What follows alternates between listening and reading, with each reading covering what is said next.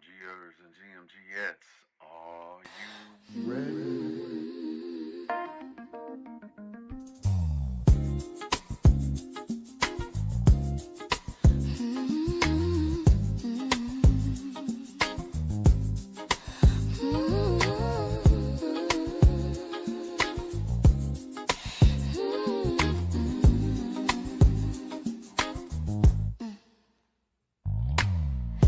Countdown, 60 seconds to get ready for the Good Morning Gang morning show. It's time to get ready. Get your coffee, tea, trees, or whatever need be. Then put on your seatbelt. We're going on a journey. We'll discuss trending topics, music and breaking news to help get your morning right. Big Phil speaks, giving you his one-of-a-kind point of view. It's the GMGA, and we're family. So as we count down to the start of the show, prepare for the unexpectedly. If you know, you know. Tell 1 to 7 of your friends to come in. Share your love for the show. We're about to begin. The GMG countdown.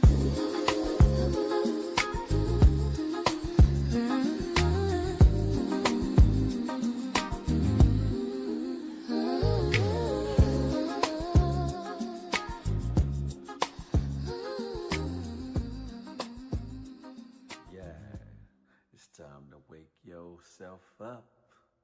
It's the Good Morning Gang morning show. You feel me?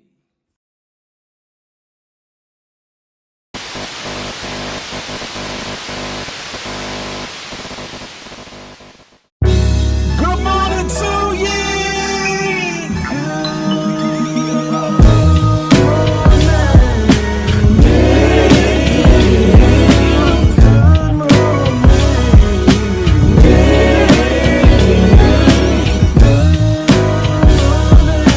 GMGers and GMGettes, are you ready?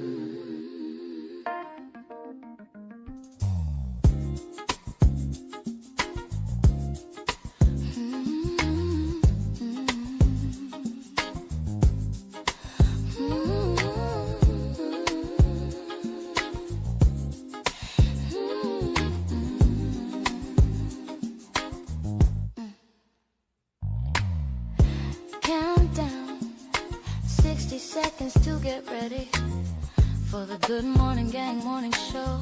It's time to get ready. Get your coffee, tea, trees, or whatever need be. Then put on your seatbelt. We're going on a journey. We'll discuss trending topics, music and breaking news to help get your morning right. Big Phil speaks, giving you his one-of-a-kind point of view. It's the GMGA, and we're family. So as we count down to the start of the show, prepare for the unexpectedly. If you know, you know. Tell 1 to 7 of your friends to come in. Share your love for the show. We're about to begin. The GMG countdown.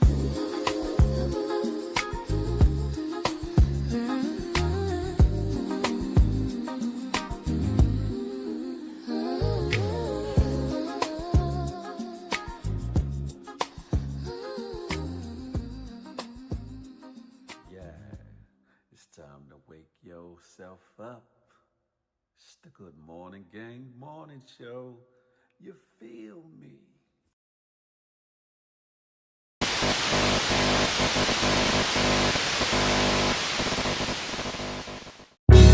Good morning to you.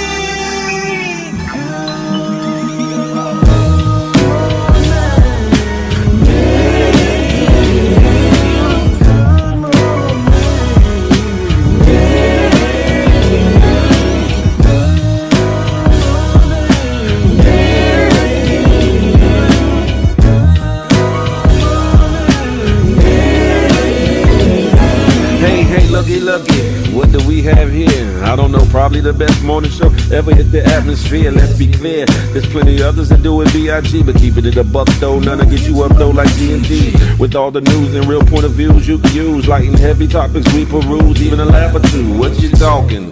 Good morning gang, be the instrument. Take your friends and them, Ken and all, come on in, tune in.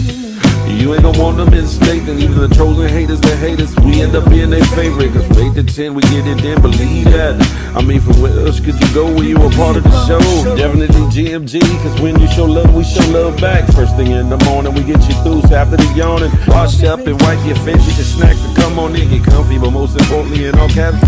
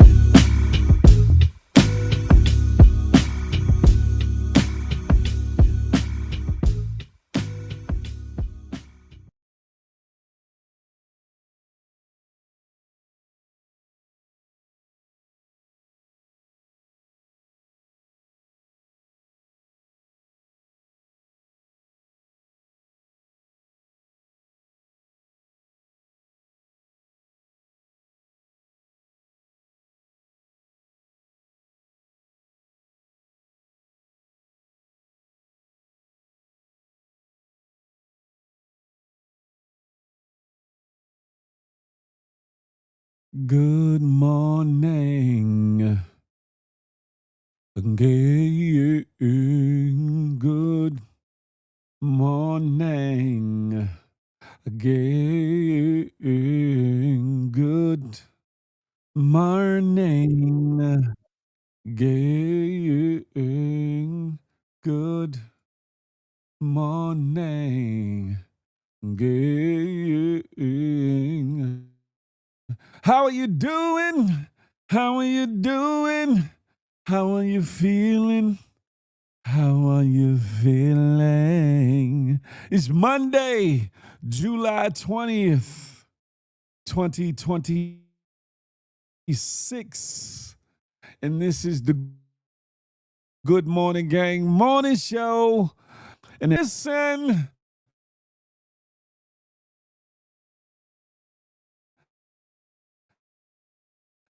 good morning.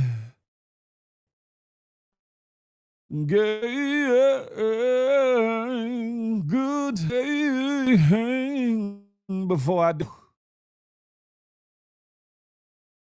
Before I do the roll call, let me get this warning out, would ya? Warning.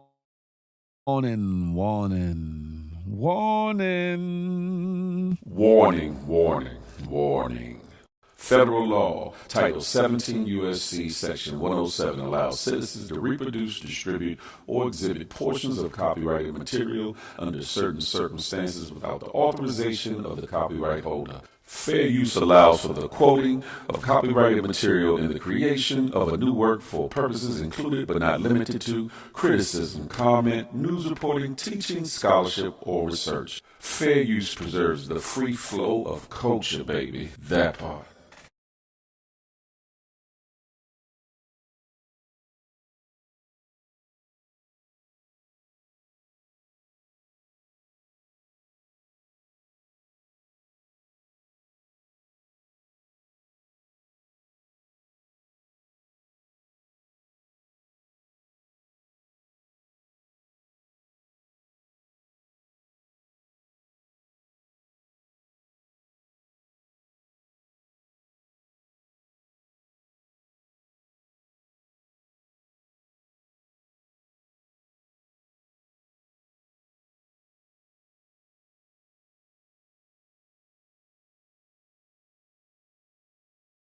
Yes, indeed. Yes, indeed. Who we got in the building?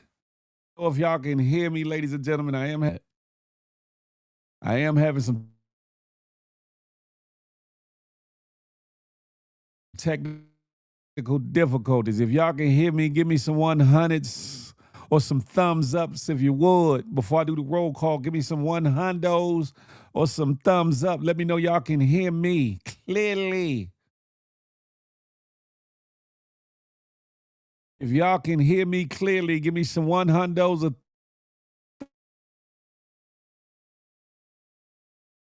thumbs up before I do the roll call, please.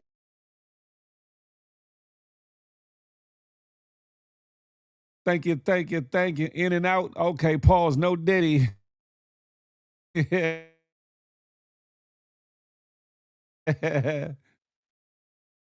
100, 100. Listen, I don't know how I'm gonna look if I turn the camera on. So I might leave it out, might leave it off for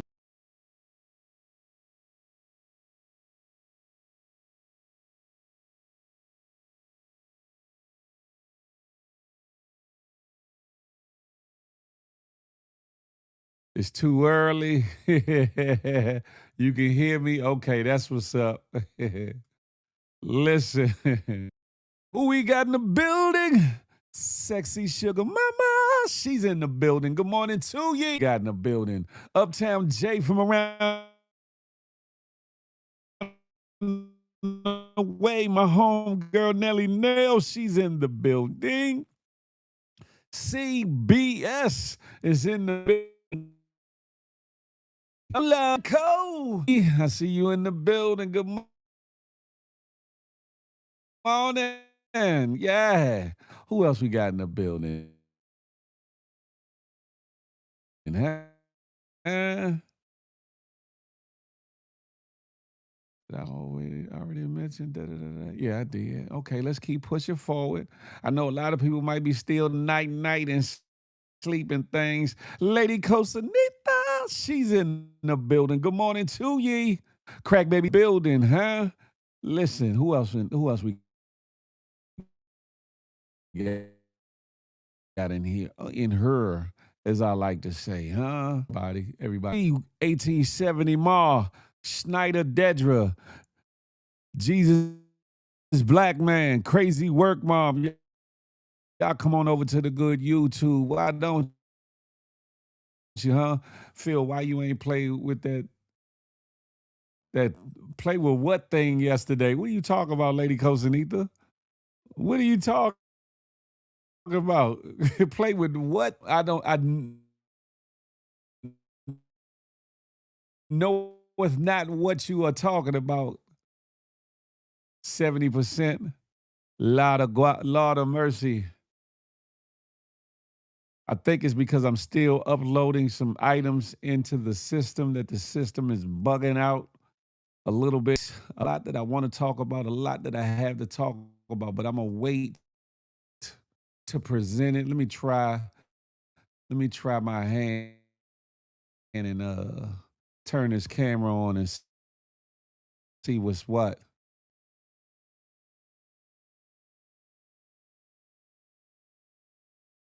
How am I looking? Is it you see?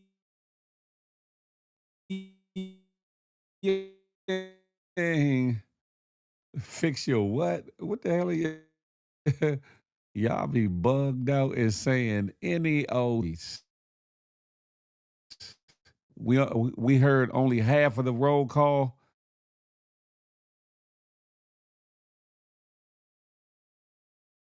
Well, damn it, I apologize. Again, I am having technical difficulties beyond my control, and it is not that me runs on the internet, so I know good and well it ain't the internet.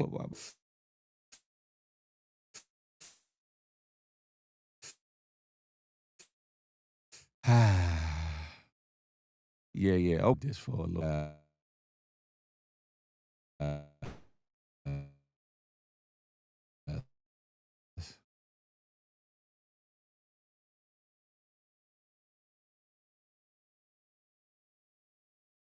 Let me hold far as the sound. I'm gonna keep pushing forward. You know what I'm saying? No pun intended. A lot that I want to talk about. Y'all see what today's episode is.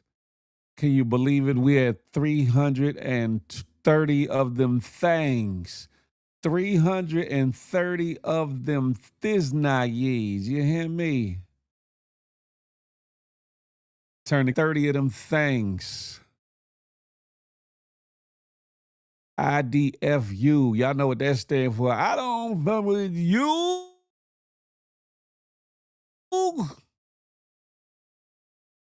Versus fake love. Are they one and the same? Are they one and the same? Can y'all hear me clearly? Let me make sure my mic sounds nice. Check two. My mic sounds nice. Check one. Let me do my settings real quick. Y'all bear with me real quick. My mic sounds nice. Check one. Ooh.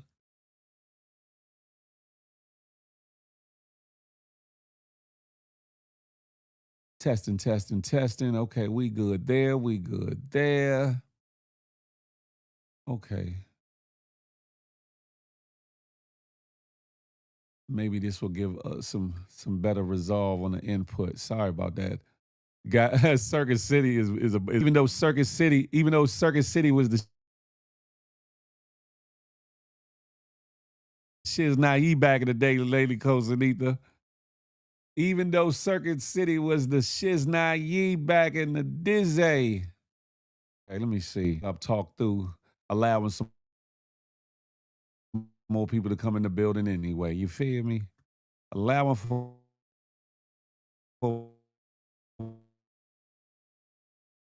more individuals to make their way into the building. Good morning. Good morning. Hold on.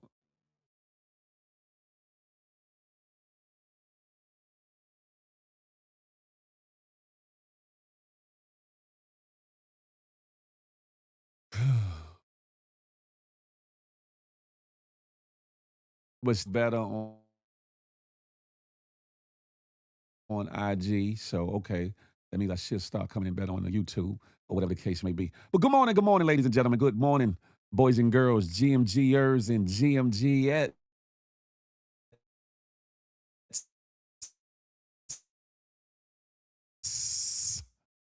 How are you feeling? How are you feeling? How are you feeling?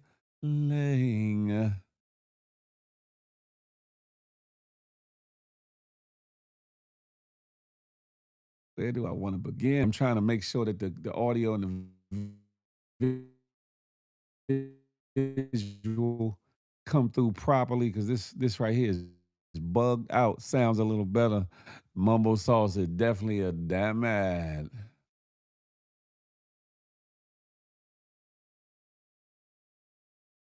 Oh no, camera off. Because now it's starting to act wacky again. I don't know what that figgity is going on, but where is the thing that I wanted to see? Damn. Anywho, let me move forward. I might have to improvise on what it is I want to do just because.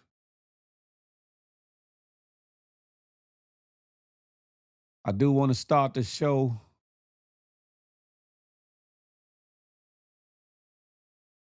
I do want to start.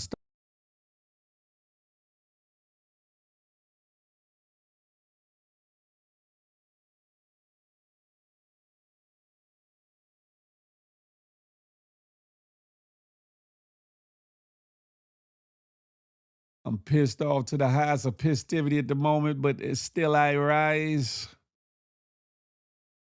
I don't know if y'all can see what I put up. It's something in the air.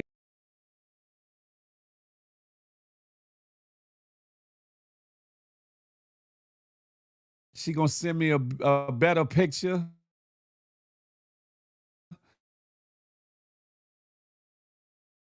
I caught a screenshot, Peep Scheme. I caught a screenshot from her live last night. The Beautiful Jazz was live on her Sunday show on.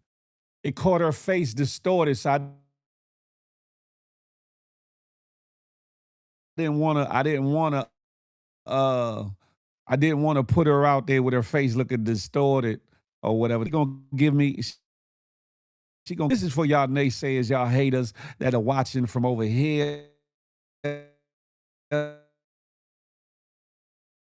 That are watching from over there and watching from everywhere who, talk about whether they gonna get this or get that, would they get this, should they get that, all the things.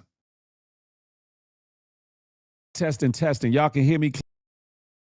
My levels are good. Mike 313, what up though? DC Mumbo Sauce, what's goody like the Bob, huh?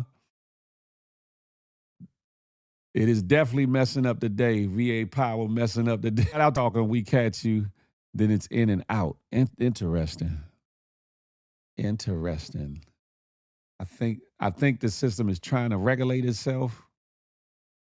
Yeah, Peep Scheme, you sound bugged out. Deal with me, bear with me as things get worked out. But yeah, y'all is official tissue. The GMG. Okay, good. I'm gonna leave that as that.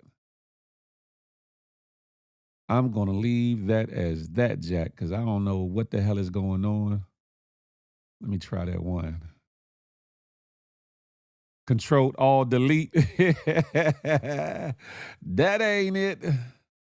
That ain't it. Hopefully y'all can hear me better. Do y'all hear me better? Can y'all hear me better? So for all you naysayers that was waiting for false reports and bad reports like them certain Bammers or whatever the case may be, as you can see, Beautiful Jazz, the big one, not little one, has definitely gotten her tea. If y'all want to get your teas, holler at me a little bit. Let me see. This don't even make no sense. Not ye. Damn it, Jim. How are you feeling? Tell me, are you chilling?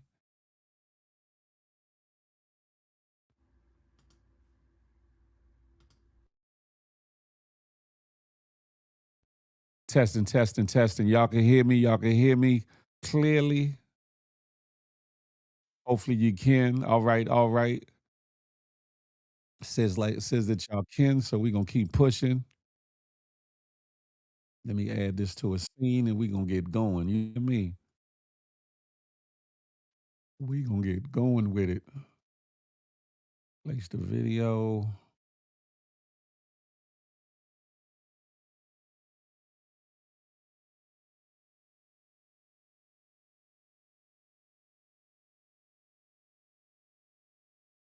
Good morning. Ladies, I want you to be mindful. I want you to be mindful. Where to go? I want y'all to be mindful with some scrupulous, some horrible individuals. That's not it. What did I do with the thing? I just had it. Okay, here we go.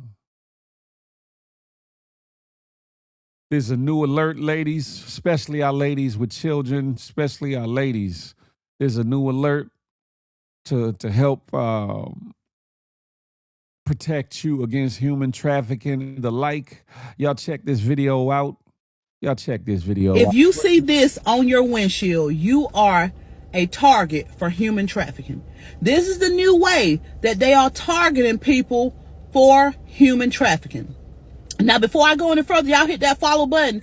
I need y'all to watch this video all the way until the end. Share this video with every human being.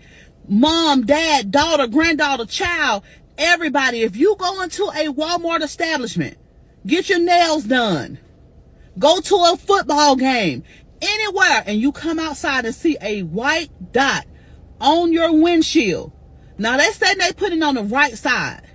But if you see a white dot anywhere on your vehicle, call the police immediately, because you are a target for human trafficking. A lady went into Walmart, came out, had a white dot on her car.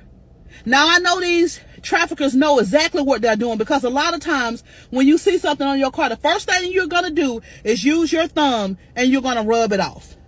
Another way that they are targeting people with a quarter.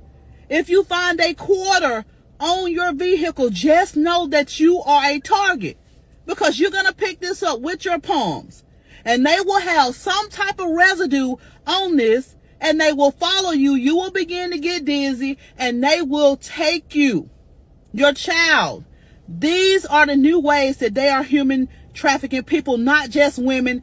Now, I hope that y'all don't think that this is a game out here. I know y'all saw in Texas where 109 children had been found and they were being trafficked. This is what these people are doing out here. Y'all, please help me get this message to everybody that is possible, because this is urgent. I don't want to see nobody wake up dead or missing because of a little white dot or this quarter on your vehicle. Y'all, help me spread the message.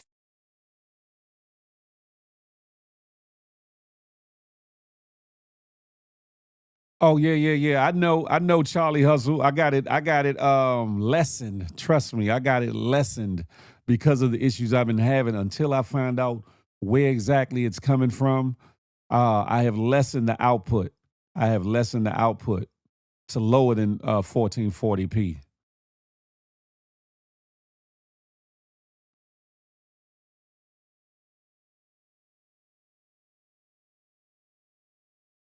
Be careful. Be careful. Listen, I know Nelly Nell, but you got to understand, out here we are in trying times. We are in trying times, and people are doing some wild things to get especially you all, the ladies, or whatever the case may be. So please be careful, ladies and gentlemen. This next clip, I'm moving around like tires. This next clip, what are they putting in our food? Y'all be careful when y'all go to the Chipotle's, because allegedly, at certain places, allegedly, there's more in that rice than meets the eye. And I ain't talking about no critters, no roaches and no insects. Something different. You feel me? So it's not bad enough that they're poisoning the food, and it's not bad enough that, you know, it may give you explosive diarrhea, but now they're putting tracking microchips in the food. So this person posted that they, I guess, went to either Chipotle or Panda Express and found an RFID microchip in their rice. So if you read the post up here, they're saying it's a PSA I'm giving out to everyone at various fast food chains across the nation, such as Chipotle and Panda Express. People have been reporting that RFID microchips are found in the rice. And look at that. For the people that know what they are, that definitely is one. And it's just strange that now when they're talking about how people don't want to take these, you know, jibby jabbies, and people are all against tracking and flock cameras and stuff, now we're finding this in our rice. What do you guys think? Listen, again, allegedly this is happening. Allegedly, multiple people are finding these in their rice. Allegedly. Yeah, huh? What the hell? Exactly. So while you eating that good cilantro rice or other rice from other locations, and I love me some Panda Express with the honey walnut shrimp and teriyaki chicken. Y'all pay attention to your rice. Pay attention. Pay attention. If you see anything that's semi-translucent, because that's, if this is truly going on as being reported, all it has to do is be deep down in the rice, and when you scoop your rice up, you're not going 9 times out of 10 see it unless your teeth hit it or whatever. Pause. No diddy. Right, Charlie Hustle, brazied in a mug. But it's just another thing that we have to be mindful of and look out for when it comes to us in a day-to-day living. And this is something that affects people across class lines, across race lines, across orientation lines. This is something that if is indeed true, it will affect us all, definitely, or whatever the case may be. Let me see. Okay, good. Everything seems to be moving a lot better now. Everything seems to be moving a lot better now. I'm still gonna wait to turn on my camera for a little bit. I'm gonna wait to turn on my camera for a little bit. You feel me? But this next clip is from the Don Lemon show. Palantir fed now, yeah. Matter of fact, before I do this clip, it's being reported. BZ517, what's goody like the mob? Come on over to YouTube. Brooklyn Worker, come on to YouTube. Undefeated, come on over to YouTube. It's being reported that allegedly the feds, namely the FBI, has been ordered to stand down, allegedly, and will no longer be investigating when ICE shoots anybody or unalives anybody. Allegedly. I didn't get a chance to pull the report like I should have or whatever, so I can visually show you all, to go along with what's going on. However, I seen it on multiple sources that allegedly, the FBI has been ordered to stand down and will no longer be investigating the shootings and unalivings of individuals at the hands of ICE and people associated with them. I wonder if that's because I've been seeing from time to time some FBI agents running around in a multi-jurisdiction task force that seems to be at times running around with ICE as well as other entities or whatever the case may be. Something that I'm going to keep my eye on, something that I'm going to keep my eye on going forward, especially around where I live, because like I said, when I go up through D.C. or whatever, I see this multi-jurisdiction task force. You see a lot more feds involved with regular police stops, traffic stops, and all the things. And for me, that's weird and different. It's weird and different because it definitely wasn't going down like that in D.C. growing up. The only time the feds got in your business traffic-wise is if you were going through a park area or down there by the monument and the Capitol and all that. You had to be on federal grounds as far as the parks for the U.S. Park Police to get in your business back in the days. Now it seems like everybody is fair game. Ice, baby. Too cold. Yeah, pause. No diddy. Y'all be careful. This is why we must get out and vote, ladies and gentlemen. This is why we can't wait to just the presidency to vote. This is why you got to vote in the midterms. This is why you got to vote on the whole ballot. This is why you got to vote on places where you get to vote on your sheriffs. Some jurisdictions you get to vote on judges. In most jurisdictions you get to vote on your mayor, aldermen, your councilmen, your senators, your congressmen and women, et cetera, et cetera. This is why it's important to get out and vote. Vote for what you feel like is best for yourself, your family, and your peoples. Because if you leave it up to them, they gonna have us have us all kind of bad. You hear me? Voting don't help. We must just do what Malcolm said. No, voting does help on a local grassroots level, Peep Scheme. I will say that. And I would say, yeah, what Brother Malcolm said too. That's a fact. Because the difference is, for some of the positions, once they get in there, it's hard to get them out. But in fact, depending on where you live, you're the one. Your votes are the ones that are putting them in office. And it's almost, by your vote and voting certain individuals in, you're going along with the get along. Going along with the get along. But in the bigger scheme of things, Peep Scheme, no pun intended, I see what you're saying. They were investigating, then they should have kept them from unaliving us people.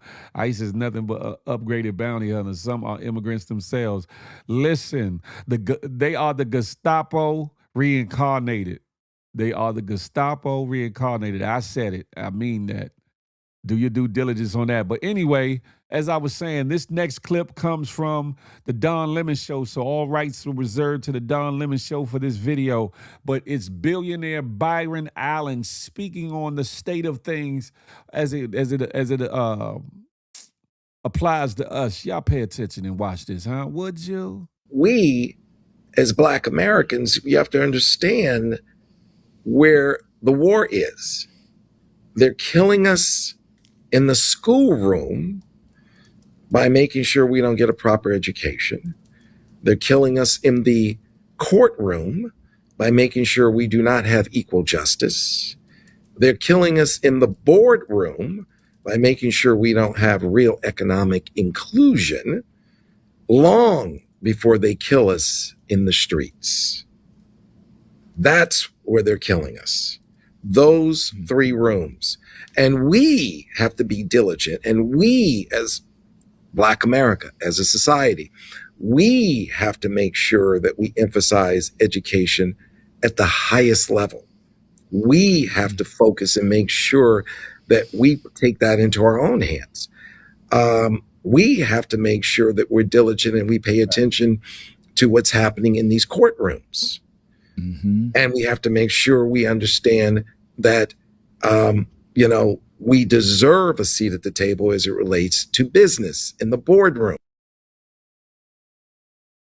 Indeed, which is piggybacking off of what I said about the voting. The voting is just one piece of the pie. Two, we got to make sure, listen, some of us are too set in our ways and ain't trying to learn nothing else, ain't trying to do nothing else, ain't going to go outside, ain't going to protest, ain't going to do any ground roots activism, not going to go out to speak to people. And that's in all honesty and fairness, right? Some of us are at an age that it just ain't going to happen, right? But what we can do is to make sure that our children and our children's children are educated.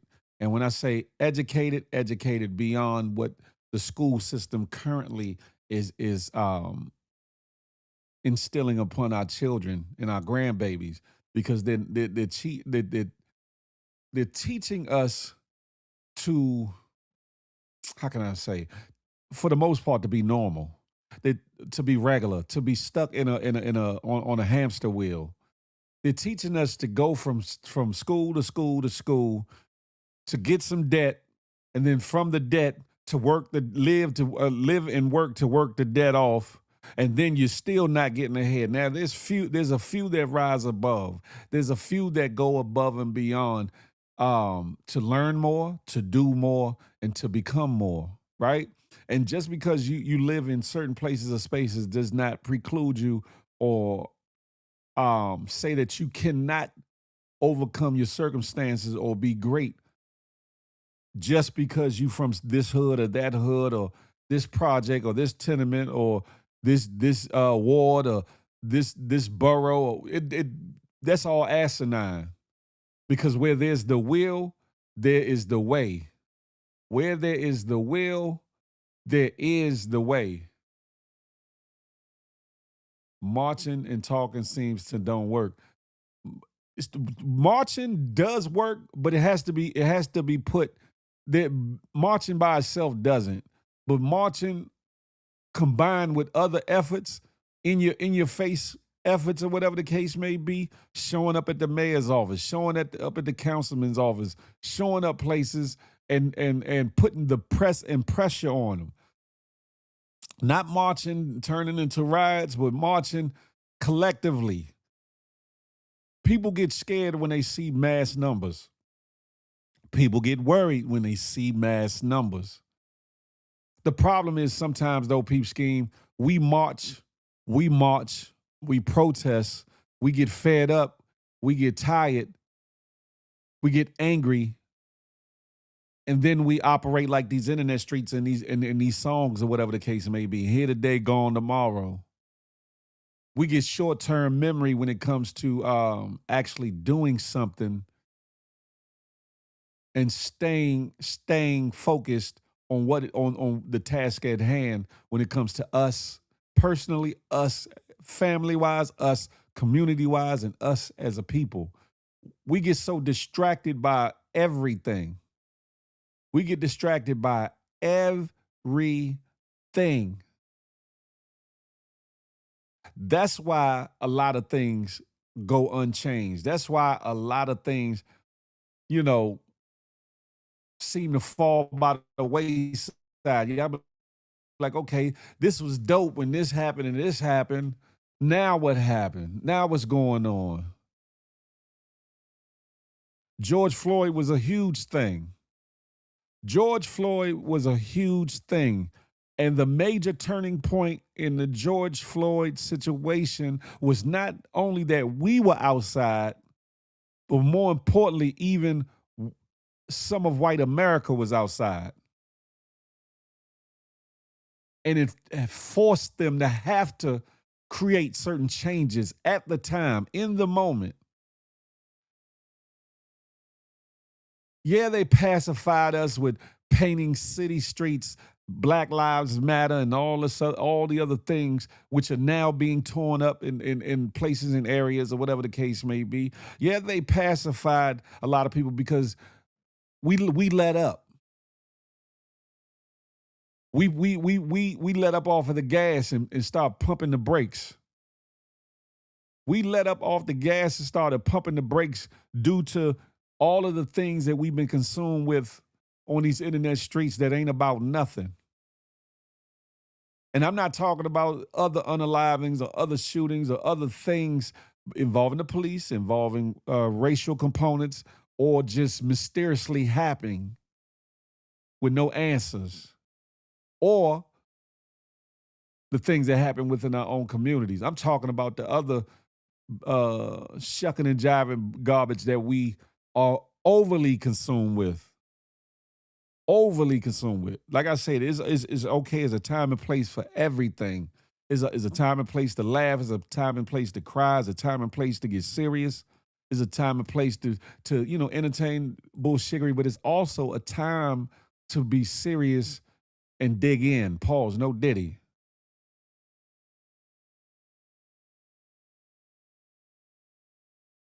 And with that being said, we have to check ourselves because we are wrecking ourselves.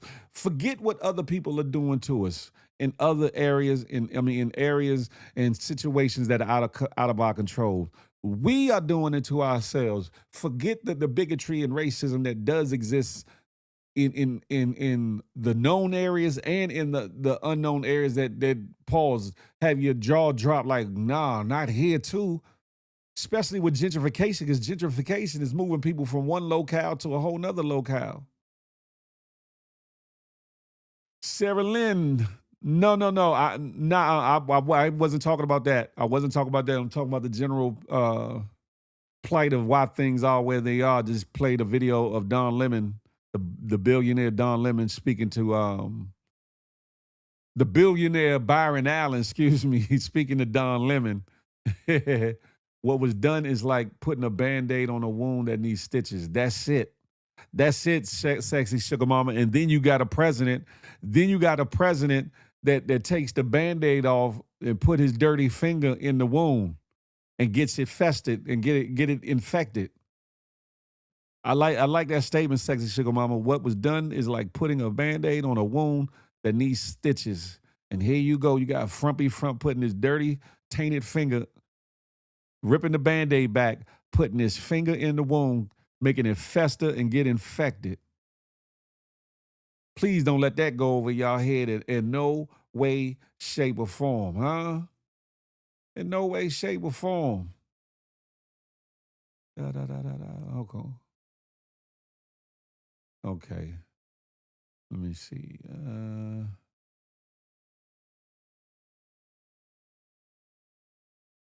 Before I get deeper into it,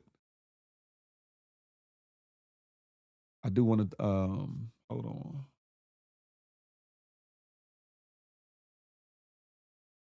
Yeah. Before, because things are just now starting to upload properly, ladies and gentlemen. So I'm gonna backtrack just a little bit before I go forward, if that's okay with you. If that's okay with you.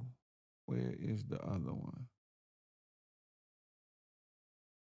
This is how we do it. Do-be-do-be-do-do.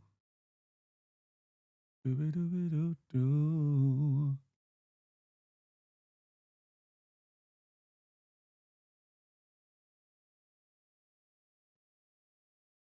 Talk about us, how we losing, plus the RDC, how we losing. I do want to take a pause on that because I wasn't meaning to go so deep so soon or whatever the case may be. However, I do want to go back and show this video. Name me one time in your life did you feel comfortable and happy with your locals and presidents. There was a time when I was happy with the local politicians in my city. There was a time, Peep Scheme. I was happy mostly with Marion Barry when Mayor Marion Barry was in office here in D.C. I believe that no president is totally for us. I don't care if the Republican or Democrat. I don't care. I know politicians, they play a game. I know they all play a game, but in them playing the game, you can make them move certain pieces in the direction you need them to go, but we collectively have to do it. They're never gonna give us everything that we want nor need, but you can make them, the local politicians, move the chess pieces in some of the chess pieces in the directions you need them to move in to benefit your community. But it has to be done collectively. Has to be. I honestly feel like Trump had to happen because some still weren't convinced about the systems at play after George Floyd was unalive. Interesting perspective. Sarah Lynn said, I know my local politicians personally. I have my mayor's number. Just my thoughts, them all crooks. That's why I said, Peep Scheme, you're never going to get 100% of what you want collectively. The only thing, or personally, however, if we move collectively, we force the hand because, believe it or not, Peep Scheme, we do have more power when it comes to the local politicians and whatnot. A lot of people just don't know that the power exists to get their ass out of office before their term is over. A lot of people don't know that if you get a petition together, it can start the process of outing politicians in your area that ain't doing shiggity, that ain't doing right, or who are corrupt, or all the things. In places where they vote in sheriffs and where they vote in judges and all the other things. You got to read up on your local laws and bylaws, statutes and codes to find out what are your rights. What rights does the citizen have? Forget the rights they tell you have. Do your due diligence to find out what rights you actually fully have when it comes to your politicians, et cetera, and law officials, and et cetera, to get them up out of there if they are not doing right.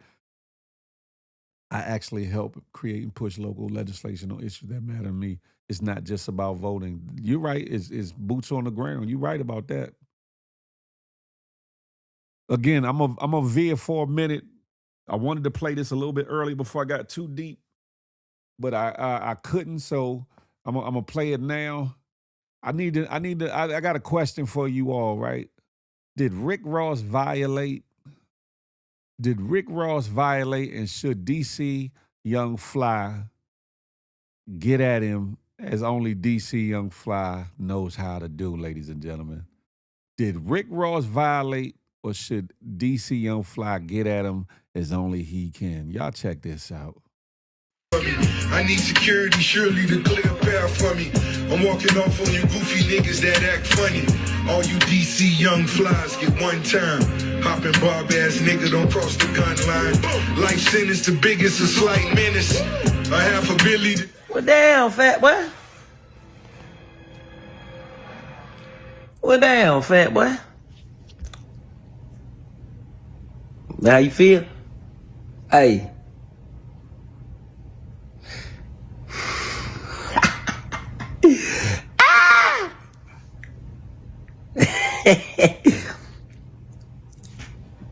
Should I wake up? Are they trying to wake me up? Nah, I ain't gonna wake up. I ain't gonna wake up.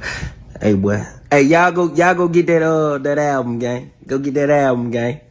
Go get that album. Let me use the restroom one time and I'm gonna take this jacket off. Yeah, we good. Oh, yeah. What happened? You tired? Yeah, the dip. Yeah, the dip. That's how you dip.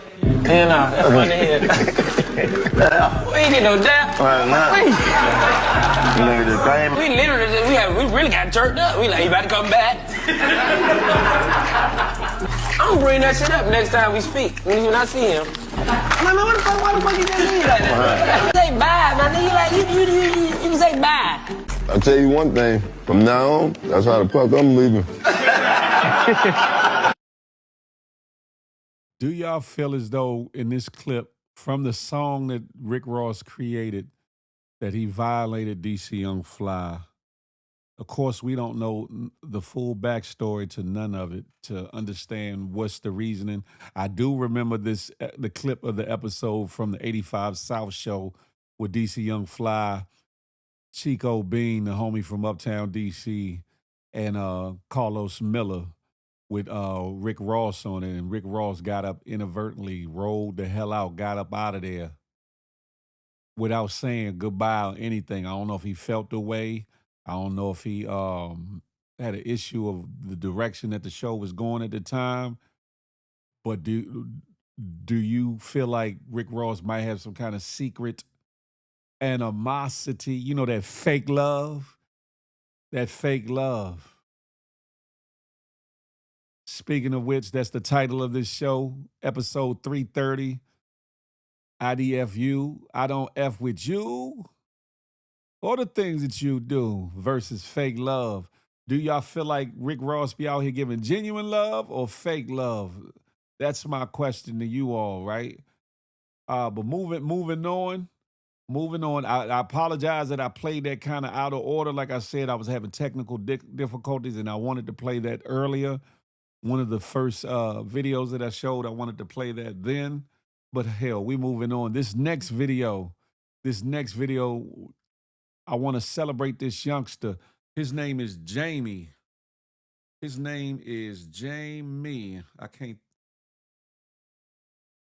call him Ninja Beast Jamie, Little Jamie. This youngster here is a young phenom when it comes to the Ninja Warrior challenges. I didn't know that they have. Nelly Nell said he's a PUSS with the whiz eye. He's definitely a frizzoid. Oh, damn it, Jim. Damn it. This young boy, Jamie, I didn't even know they had like the American Ninja type competitions for youngsters. When I say youngsters, teenagers and preteens of that nature, or whatever the case may be. But this young phenom is all of it. He plays football and other sports. This is one to watch. Unfortunately, I looked all over the place. I couldn't find his age to save my life. But he's definitely under 13 years old. Definitely under 13 years old. Without knowing Rose personally, I can't call it. Rick Ross needs to take several seats. I'm kind of, how can I put it? I'm betwixt and between when it comes to Rick Ross because of his background and where he came from and how he tried to downplay part of his history or whatever the case may be. At first, till somebody got in his ear and said, embrace it or whatever the case may be, and twist the narrative or change the narrative or whatever the case may be. The fact that he knowingly grabbed somebody's name, even though at the time that he grabbed Freeway Ricky or Freeway Rick Ross's name, we didn't know that Rick Ross was coming home, right? So I get it. But to not give homage, not look out for the person whose name you grabbed up or grabbed hold of or whatever, while exuding in songs like you got some love for the very individual you took his name or whatever the case may be. That's a form of fake love. A form of fake love. What just happened with Rick Ross and DC Young Fly. Now I could be reading between the lines the wrong way, pause. But it's given, I don't F with you. I don't F with you. And I don't know why. I don't know why. Maybe Young Fly done got at his girl or something. I don't know. Maybe DC Young Fly done told a joke or two that rubbed Rick Ross the wrong way. I don't know. Most of them rappers are fraud and fish out of the sea. That's a fact of Mundo, peep scheme. And I'm gonna do a deeper dive on a lot of these. I'm not gonna personally go at no celebrities, but I'm gonna talk more about that in another show, possibly Wednesday's show. Because the industry, I don't care if you talk about the music industry, entertainment industry, movie industry, a lot of these individuals are faker than a mug, frauder than a mug, and a bunch of bullshit ass individuals, excuse my English. But got a title and think they have arrived, got a couple dollars, think that they the shiznai ye, and on top of that, a lot of them ain't living the life that they propel or project. And a lot of them put on that gangster facade. And I'm not just talking about rappers. I'm talking about singers. I'm talking about actors. I'm talking about podcasters. Put on a gangster facade and they soft as water. Not even butter, soft as water. It's a tangle where we weave. But getting back to this young man, Lil Jamie, I want y'all to watch this video. He needs to be showcased, highlighted, and supported. I put him in my stories on IG, so if you follow me on IG, make sure you check out my stories if you would. This little young brother is doing it. Entertainment industry has always been kind of strange, though. That's not new, sadly. That's a fact. Here go Ninja Beast, Jamie, a.k.a. Lil Jamie. Huh? Yeah, let's go, you like, oh, fuck it, let's go. You're good, you're great, looking great. You're good, let's go. Stay focused, set up your head, stand up. Good, buddy, good, out there. Let's go, push it. Good, move it. Hey, come on. Way to go, please. On the bar, yeah. Up high. Come on, here we go. Get there, come on, Jamie, out, go. Let's move. Finish strong, Jamie. Keep the feet moving, move the feet. Go, Jamie, get there. Good work.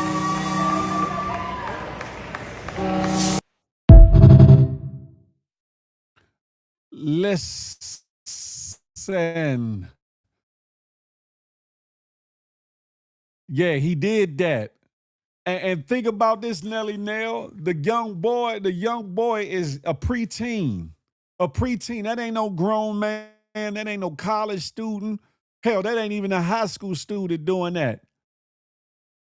Phantom Beats was, what's goody like the mob? You ain't late, you on time, my brother.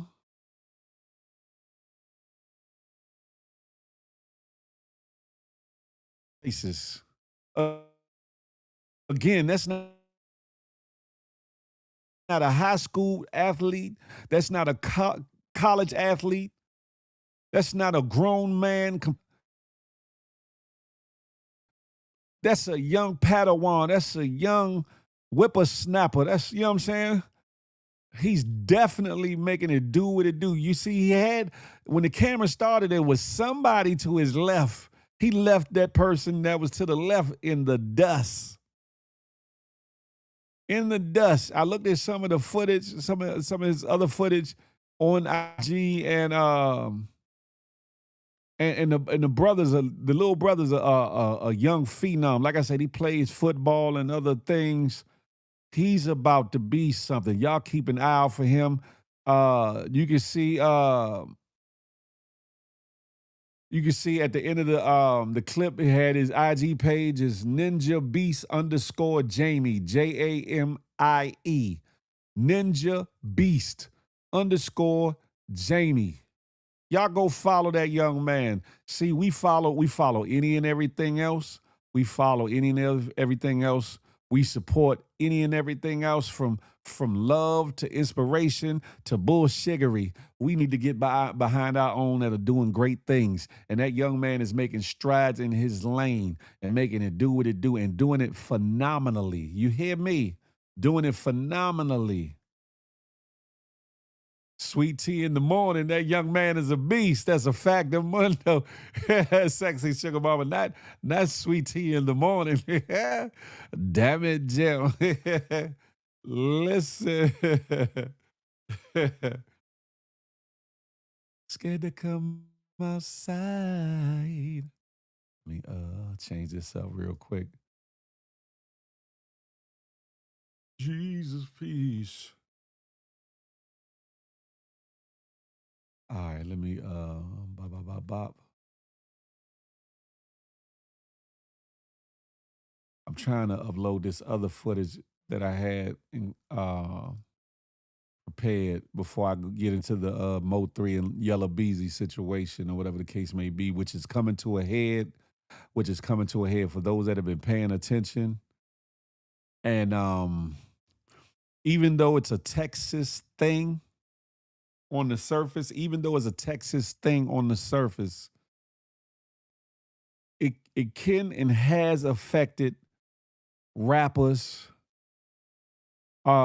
street individuals, and the like in different locales. There's been cases of certain rappers being taken down and locked up and getting time for doing various things, unalivings and shootings and things of that nature in New York.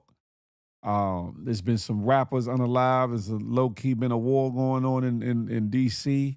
between some factions.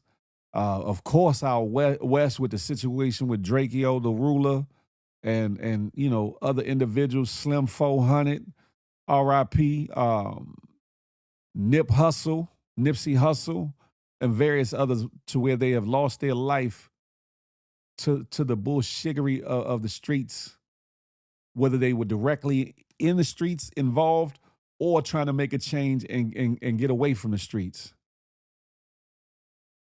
Whether they were involved knee deep in the streets or trying to get out of the streets.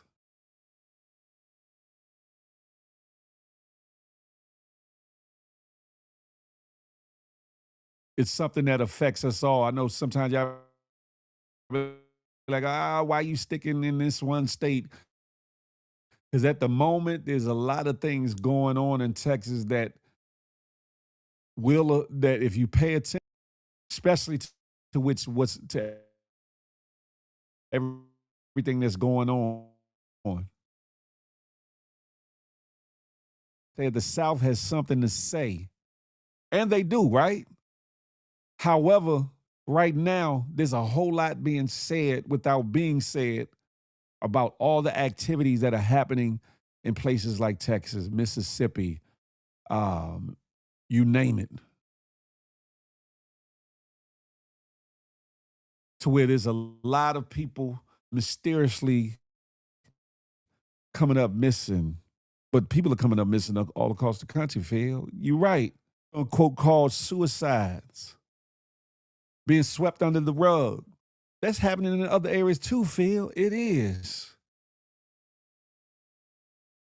Well, young boys go on boat trips with their so-called friends, fake love, only to not make it back That's Mississippi, by the way. And how to sweep that under the rug. The situation with Carmelo Anthony. Carmelo Anthony and the injustice and how that's been handled.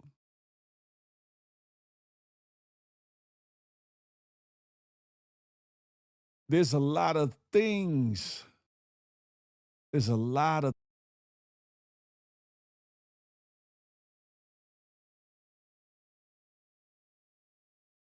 and as stories come in from other cities and states and locales, I'm gonna be on top of it too. Pause. No Diddy. I'll definitely be on top of it.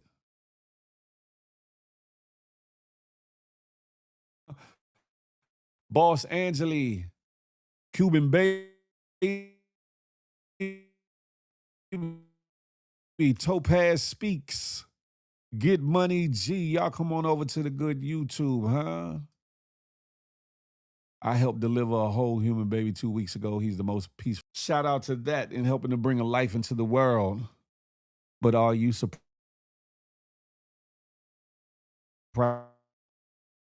about Texas? It was the last state slaves were freed. It's been a mess there. That might have it, but I do know Texas is a little bit more progressive than maybe what people lead on. Damn sure to me seems more progressive than Mississippi and a couple other places. However, in the cases that are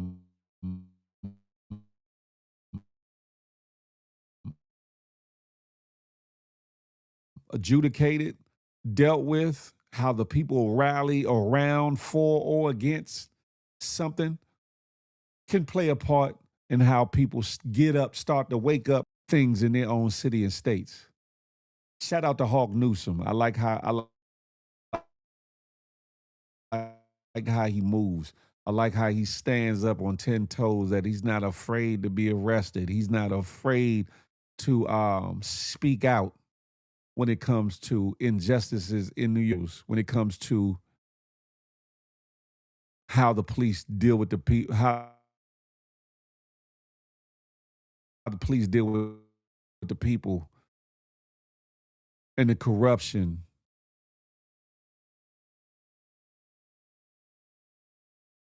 And all the things. It's a lot to be said, a lot to be said. I'm trying to, but while that's uploading, I will this. Where is it at? I just had him. Speaking of,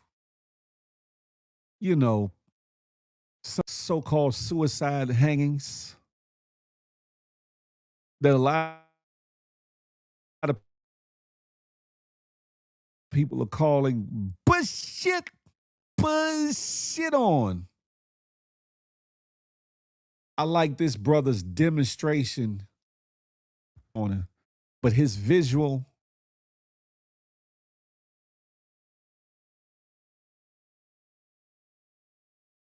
acting out certain things makes a lot of sense. The audio's acting up again. Okay, let me check myself before I wreck myself.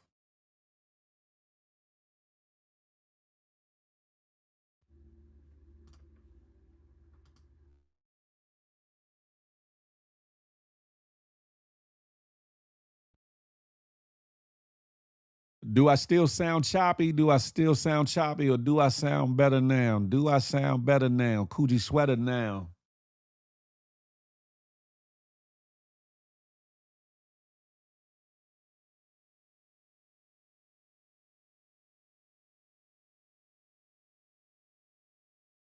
Do I sound better? Thank you, sexy sugar mama. Appreciate that. Better now. Coochie sweater now. Yeah.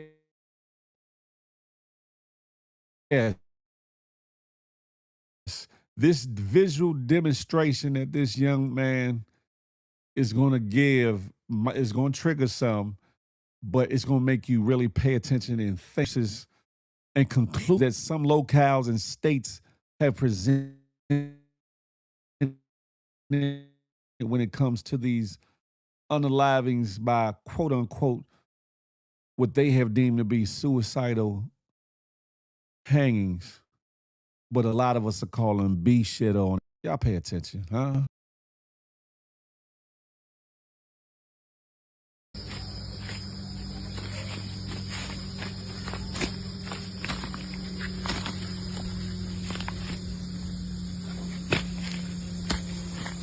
I'm just trying to figure out how somebody hang themselves with their hands tied behind their back and it still be ruled a suicide.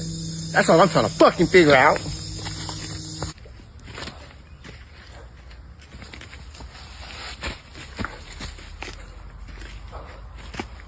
Oh, nothing. I'm just trying to figure out how a black man that was discharged from the hospital with a dislocated shoulder hangs himself 2 days later. That's all I'm trying to figure out. That's all I'm trying to figure out. Oh, nothing. I'm just trying to figure out in the history of being black in any lifetime in all blackness, why would any black person hang themselves?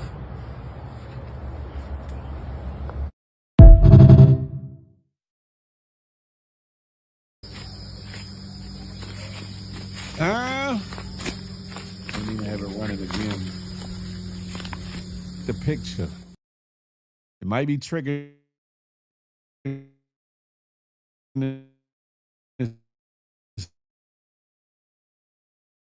You just have him have that extension cord, but understand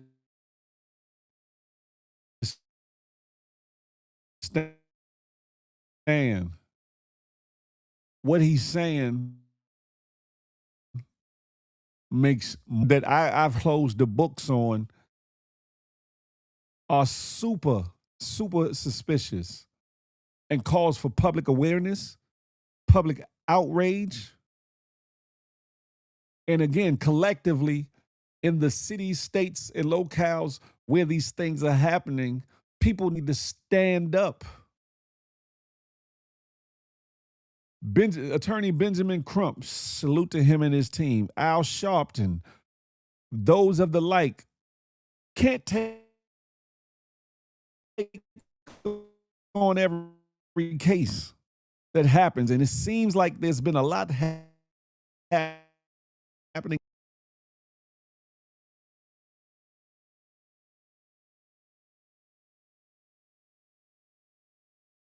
They can't take on every case or in these areas and across the country to get behind the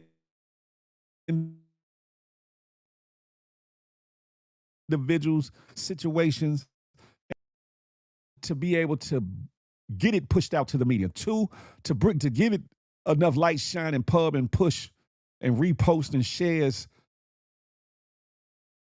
so that more and more of our people and more people in general become aware of what's going on. Be aware of the concerted effort to cover stuff up, to be aware of the injustices that are going on in cities and states near you and far from you. Again, sometimes we drop the ball because we're like, shit, that ain't happening around here. That would never happen around here. Not yet. Not. Who would have thought ICE would have been a thing ever in our lifetime? Who would have thought that ICE would be a thing ever in our lifetime? Huh? So you can never say never about it happening in your neck of the woods because it very well can. Very well can. So just because it doesn't happen in your city, just because it doesn't capacity, you have to look at it. If that was my baby, how would I deal with it? How would I feel? What would I want done? That's because that's what the forces that want to be you us to. The forces that be want you or for us to think. I'm sorry, not sorry, but I don't believe there's any persons of color choosing to unalive themselves by hanging. Yeah, yeah, yeah. Being reported. Some of these people, their feet are on the ground. Their feet have been on the ground. How can your feet be on the ground and you purposely, there's a way, well, I'm not going to speak on that. But 9 times out of 10, you can't. You can't unalive yourself by hanging. Like the brother in the video said, you got a dislocated shoulder. How you gonna get your ass up in the tree? Dislocated shoulder. You got to climb up there to jump down, right?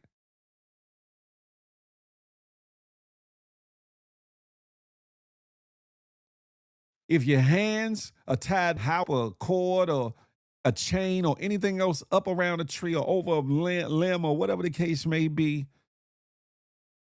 to self unalive yourself. Ain't never been no bots, William, whoever, I forget who you are or whatever, but you keep that over there. Keep that over there. Keep that over there. Everything over here is organic. I don't deal with bots.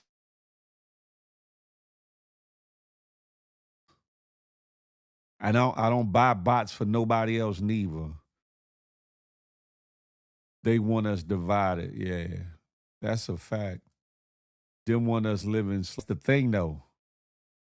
That's the thing. We have to get to the point in place where we like, I'm not going. I'm not rocking. I'm not going. I'm not rocking. And I heard certain individuals saying, yeah, this because know better. But some of these unalive cities and townships,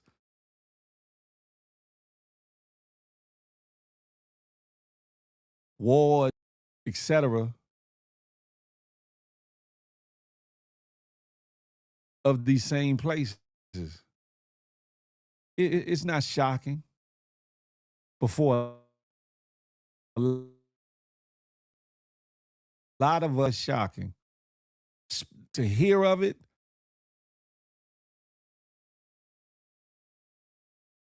Even happening occasionally, but to hear these things happening more and more repetitively in various ways should be eye-opening.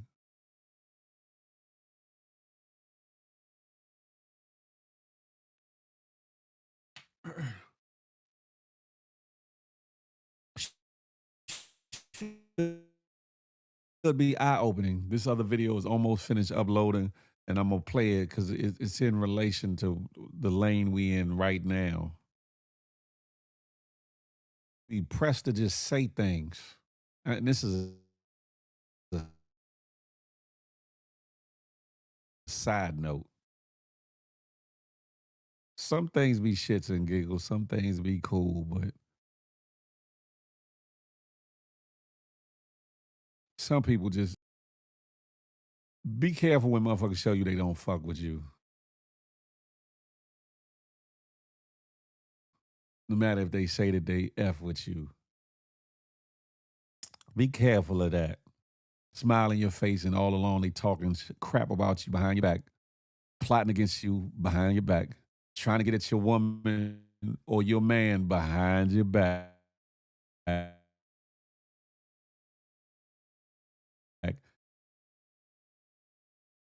Fake showing you love on these internet streets, but trying to get your page snatched behind your back. But saying they got love for you. Be careful of the individuals that come into the room, come into your room whether you're doing a live or watching a live, come into the room and their energy, is warped,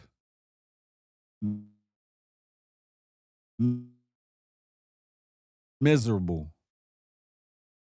That part, reasons why I stay solo dolo. I'm talking about when they first thing could be copacetic, everything could be peaceable, or it could be a turn up situation, but a fun turn up. There could be joning and roasting and ranking and all that, but it's done in a fun way, and you'll have one individual that will come into the room, and the first that thing they say it's not for shock value, but it's because they just being wicked because they can't help themselves somewhere else. Be careful, men and women, men and women. You've been around like ties. You could name a couple. You could definitely name a couple. Jokes is jokes, but if you have hidden making and roasting is cool. The jokes of joning as we say in DC, that's one thing. But some people purposely come in rooms and say some asinine evil on purpose.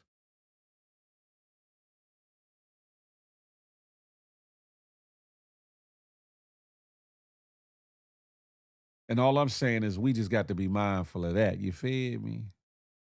Because there is a spiritual war going on, believe it or not.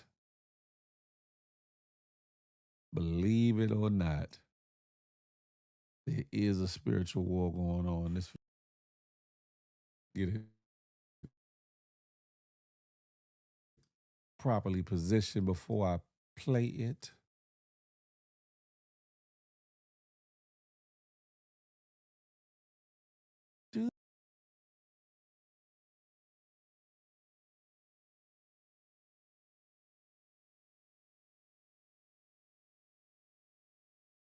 Oh, you sure? Oh, that's not the video I wanted to play now. But it'll sit there. Let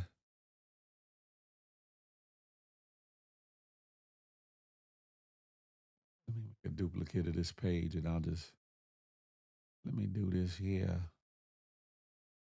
Duplicate. I got too many videos loaded up here. That's part of the problem. Part of the pre-resolve.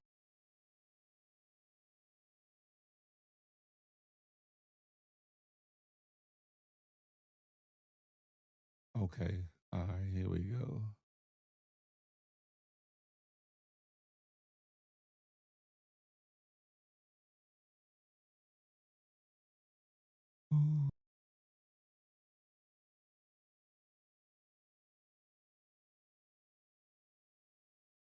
I give it no attention. Excuse me, smart Phantom Beats.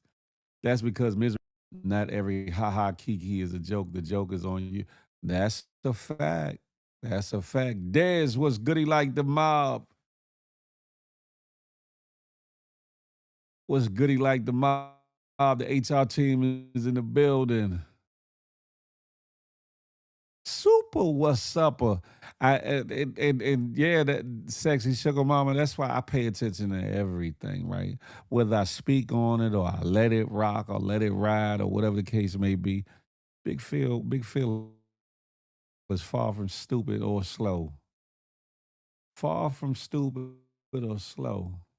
Going overtime this morning because I want to present everything that I got for you all. I don't want to cheapen or shortchange you all this morning. And I'm not able to give you all the stories, whether it be because of some other bullshit. Woman warrior Shantae, hey, come on over to the good YouTube. I see you keeping it pushing slim. Riri on fire. Y'all come on over to the good YouTube.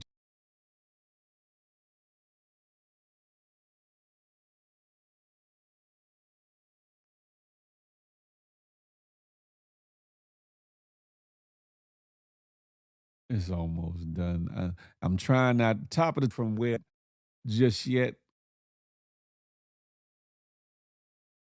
But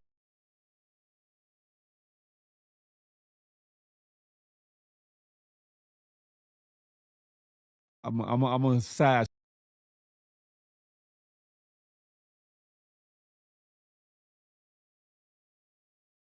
I see the content is 3 this morning. Petty Betty, I haven't gotten on that just yet. I'm gonna move around to shortly.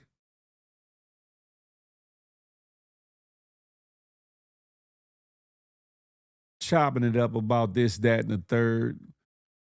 About the people that don't F with us for real. I don't F with you with, and I say, or versus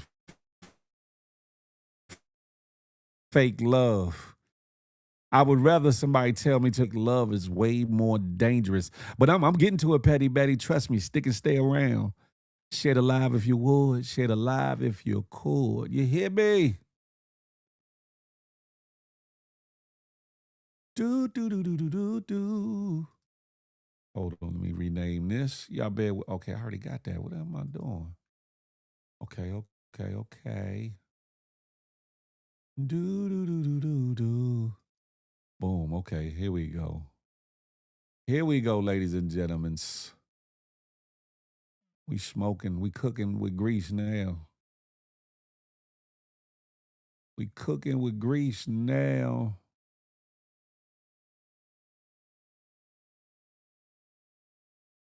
Who do you love? Are you for sure? I can't see what that video is.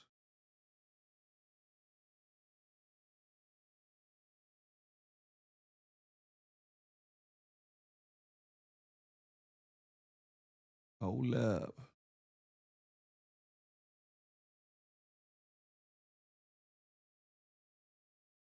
Hold on, y'all. I'm trying to get this right before I go left.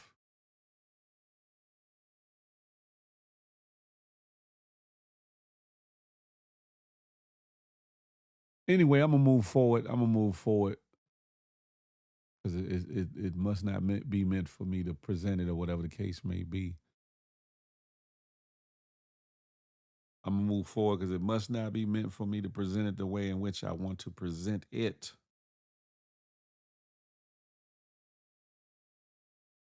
This next video clip, ladies and gentlemen, this young lady, this lady cost this man 10 years of his time. 10 years of his time. 5 years in the prison, 5 years on very restrictive house confinement upon release.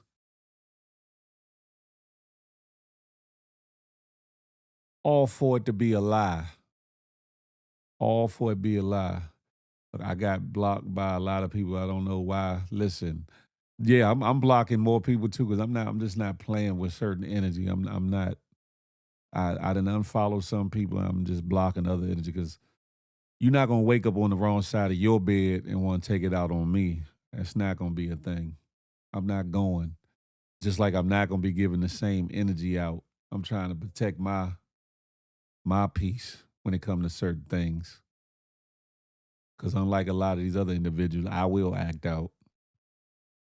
So sometimes it's best for me to just go to my corner and woo-saw. But y'all check this video out. This woman's lie cost this man 10 years of his time and some of his abilities to perform his talents.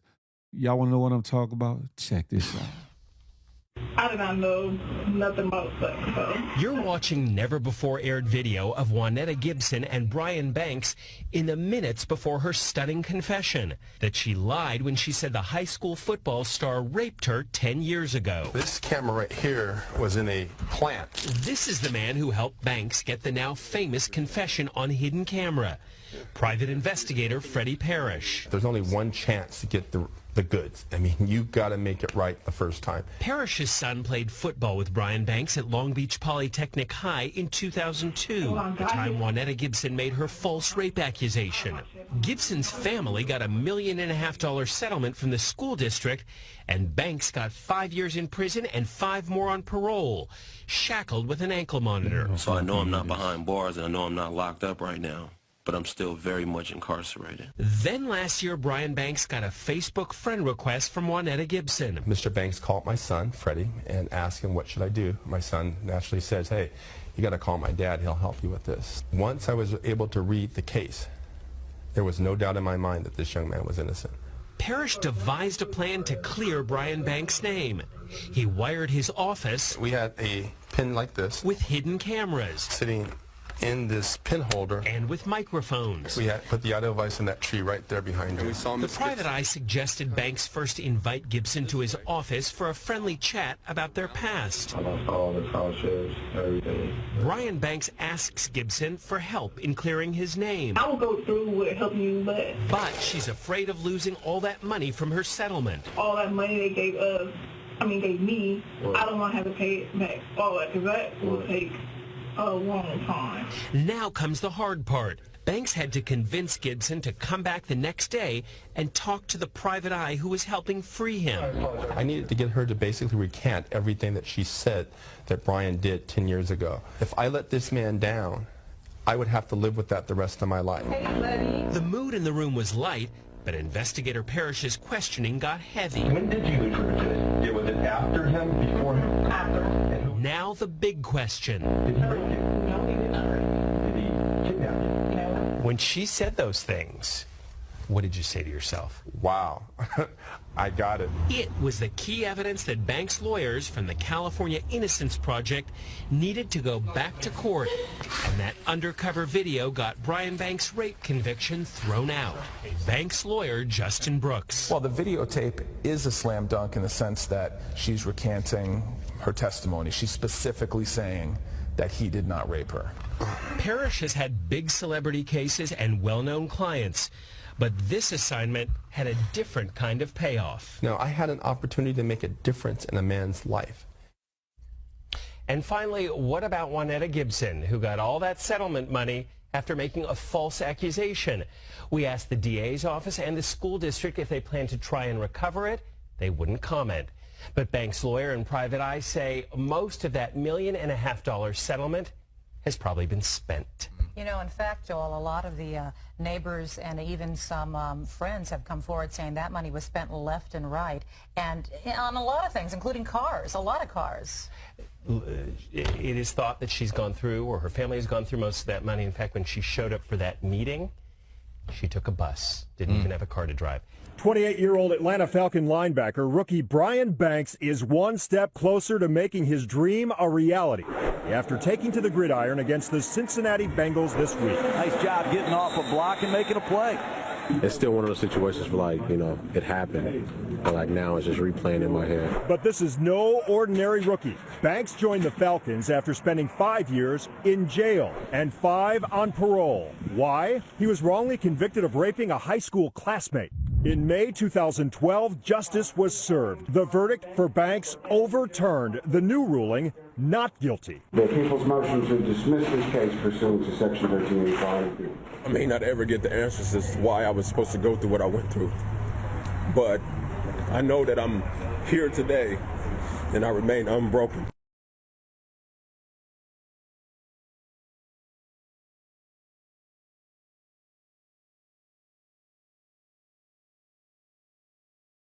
Listen, there are some very wicked individuals out here, and it ain't. This case involves a female being wicked, but there's cases where men are being wicked. I believe that anybody, that lies on somebody, stretches the truth, or gets somebody hemmed up for some bullshittery because of jealousy or whatever the case may be, a disagreement, or I'm not messing with you no more, or we no longer rocking, or we no longer in a relationship or marriage, or any of the things, the the punishment that they're seeking to have done to you or that has been done to you, I think it should be done to them tenfold.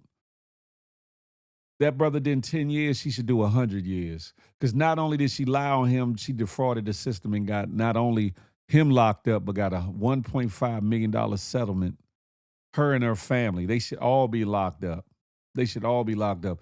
Azam Gross 76, it says, hey, homie, I enjoyed your stream. I had some suggestions I want to share with you. Okay, I'll check you out. I'll check you out, Azam. Yeah, a damn shame.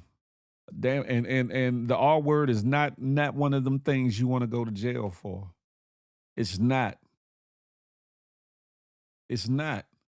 Wow, and this is why those of us that have actually been through that type of trauma get backlash and people don't believe us. That part. And that's another side of it. You know the story of Peter crying wolf? But that applies to Peter and Pamela.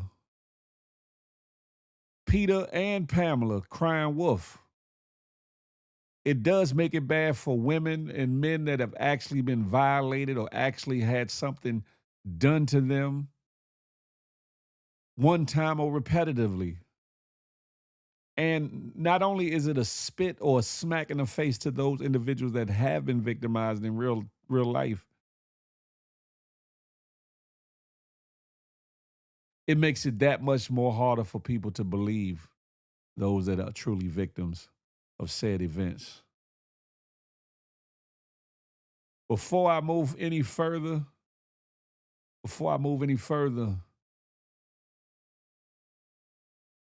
if you're trying to get GMT boss, anybody know? Yeah.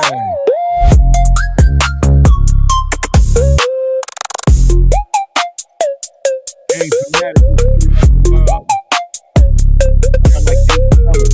eight colors. Size from small up to 5X. I know y'all thought it was a fluke. You can't be listening to the haters. You can't be listening to the bullshitterers. You can't be listening to the people that, want to lead you astray. Shout out to Big Jazz, not the little one. I showed this a little bit earlier. She's going to give me a better picture of her wearing the t-shirt. I screenshotted this from her live yesterday that was on TikTok. The reason why I'm not showing her face is because the screenshot I took had her face kind of contorted or whatever the case may be, and I did not want to do that to Jazz. Game Fanatic, hit my inbox. If you truly want one, holler at me. Hit my inbox. Let's make it happen. But shout out to Big Jazz, not the little one. Y'all see them letters? GM Jizzle. You hear me? Drop a freestyle when you play that. I wonder if her family knew she was lying or were they as shocked about it when it came out. That's a great question. That there is a great question. ASAP like Rocky, Game Fanatic, I got you. Yeah, for those that think it's a game, think it's a fluke, look at Peep Scheme. Peep Scheme ain't even looking at the GMG. He looking at other things. I know. I see you, Peep Scheme. I see you. And some of the proceeds from the GMGTs will go towards the city-to-city pull-up that is happening very, very soon. Some of the proceeds are going to the things that I still need to get for the city-to-city pull-up, or whatever the case may be. Speaking of which, the city-to-city pull-up.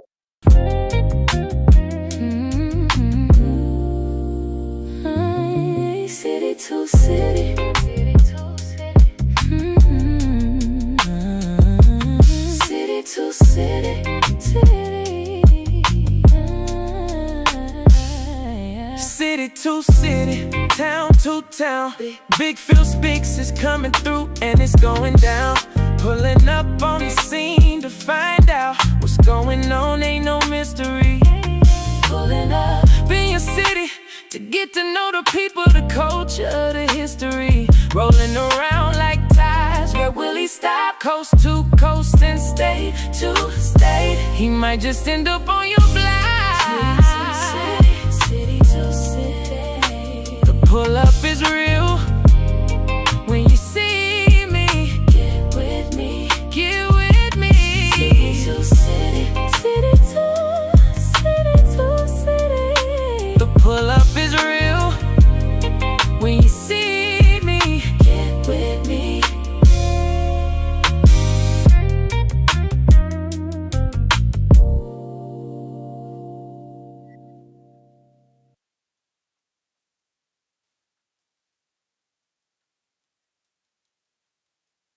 Hey, yeah. Yes, indeed. Huh, Game Fanatic? Huh? What happened? Listen, I'm gonna keep it pushing. But yeah, peep scheme. If you, oh, you talking about you want a shirt of the screenshot is brazy.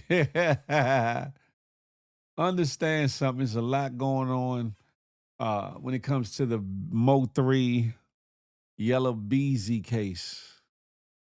Some of y'all are privy. Some of y'all know what I'm talking about. Some of y'all don't know what I'm talking about. I'm an outsider in this situation, so I'm going to topically speak on it or whatever the case may be. One day I'm going to go more in depth.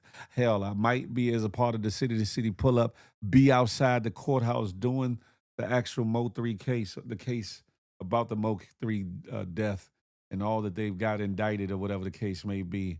At the top of the food chain that we know of as of right now, you got Yellow Beezy, another prominent rapper. Mo3, hold on, let me back up. Mo3 was a prolific, super uber talented rapper with a very church and soul filled voice from out of the Dallas area, whatever the case may be. He was unalived on the highway. On the highway, ladies and gentlemen. I don't know how these fellas thought they was gonna get away with it. Unalived on the highway.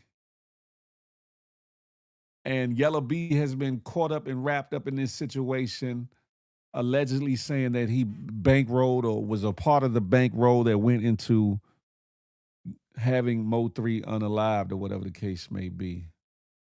I know for some of y'all like, sheesh, what has death got to do with me? But it's affecting other people because stories like this have played out in New York and in other locales and locations. Let me see. Do I got that video already loaded?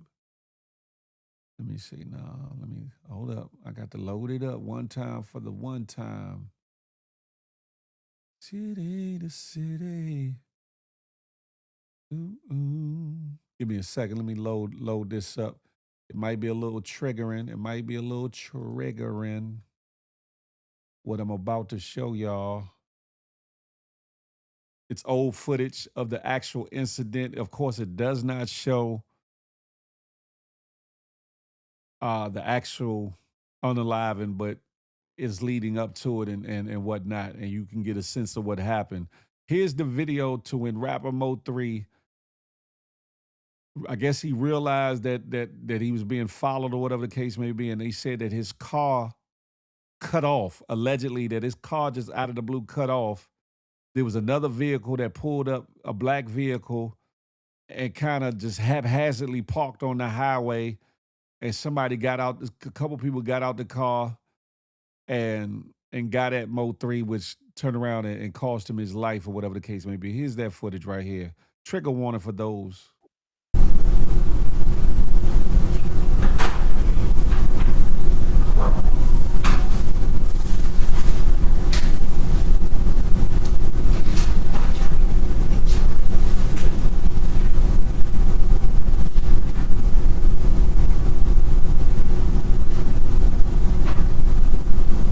Mo3 trying to look at his he was looking for his money he normally has in that car, and that's not his money. By the time I guess he ran off, that was when wait occurred with cars being alive with him.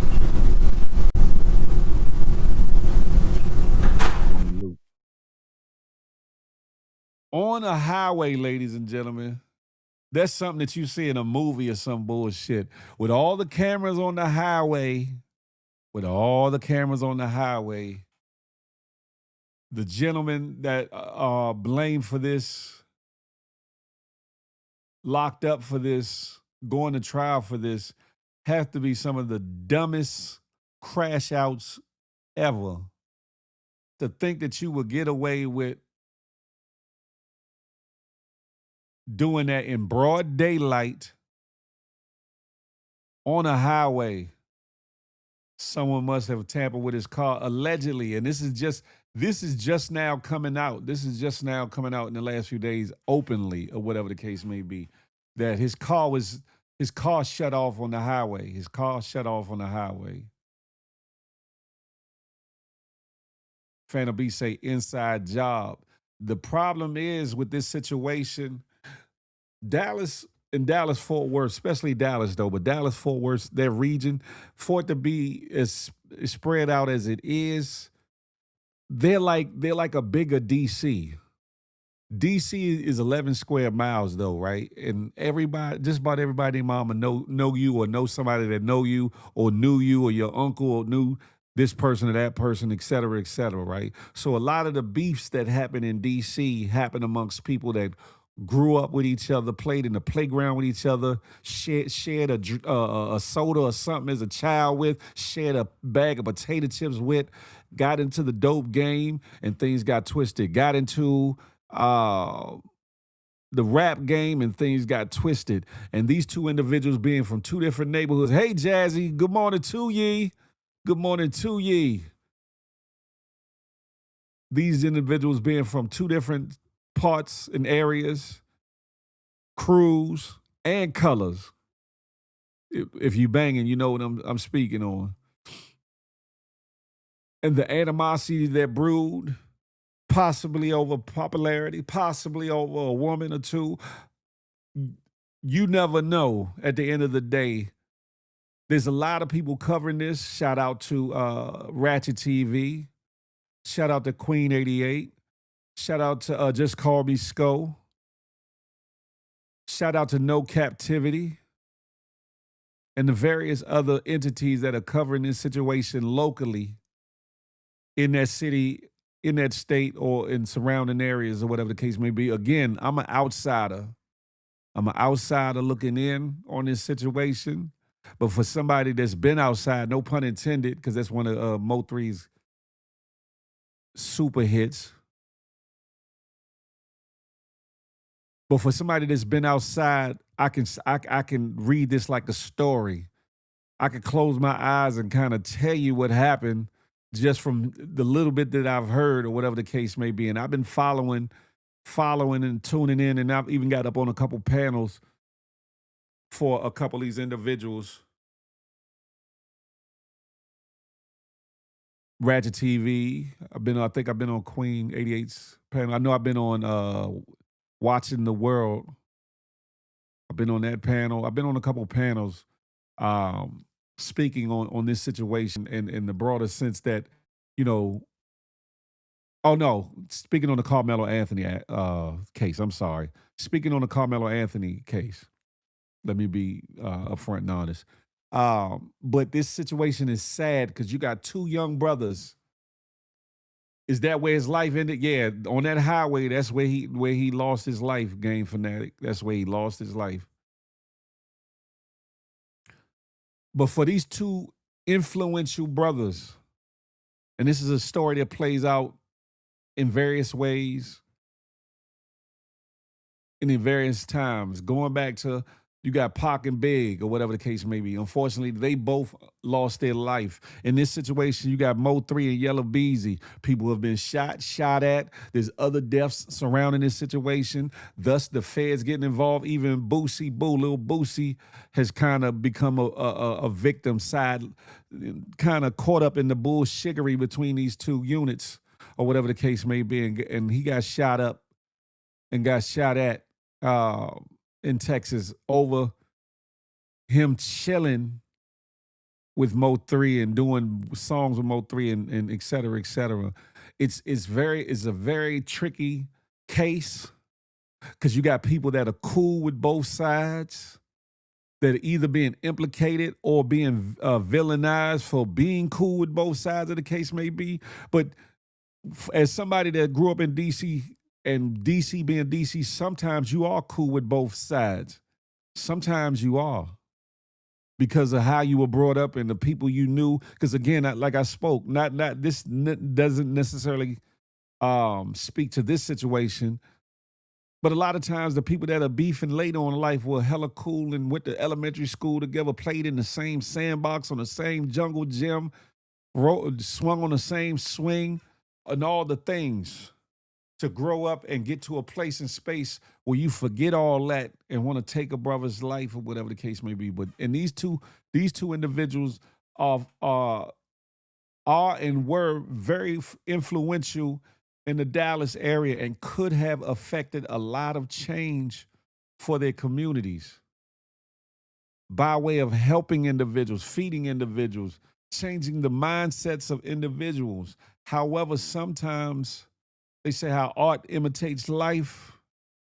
Sometimes the artistry that we exude doesn't elevate and get us beyond the circumstances, situations, and environments from which we come. Bugatti, what's goody like the mob? Europe. And this is a super sad situation because you got one brother, Mo 3, who was hella dope, could sing his ass off and rap. Lost his life before he reached the peak of his abilities. He does have a project dropping real soon. His manager or ex-manager or old manager now, Rainwater, says that they're finalizing the drop of his album, which is supposed to drop either right before or right after the case involving the people that unalived him or whatever the case may be.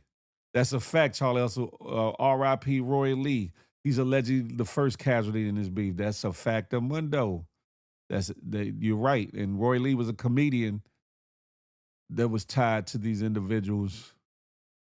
And this age that we live in, this internet age where people get to posting things and doing things, saying things, going to the studio, recording things, making themselves hot as hell, hot as fish grease, talking about crimes and situations and circumstances that you would only know of unless you was there or you was firsthand knowledge to the situation. And then wonder why they get caught up in the bullshittery that we know today in these cases or whatever the case may be. Speaking of which, they were also telling a very sad situation. It definitely is, because both sides tend to lose, are going to lose a lot. Allegedly, from everything that's being released thus far, Yellow Beezy got a hard chance in hell to get freed from this, to get vindicated or exonerated, so to speak. And the irony of it is, his lawyer is one of the lawyers that represented Carmelo Anthony in Carmelo Anthony's case. Toby Shook, that is. The real Empress Lori B. Good morning to ye. Yellow Beezy got the Bama. Toby Shook.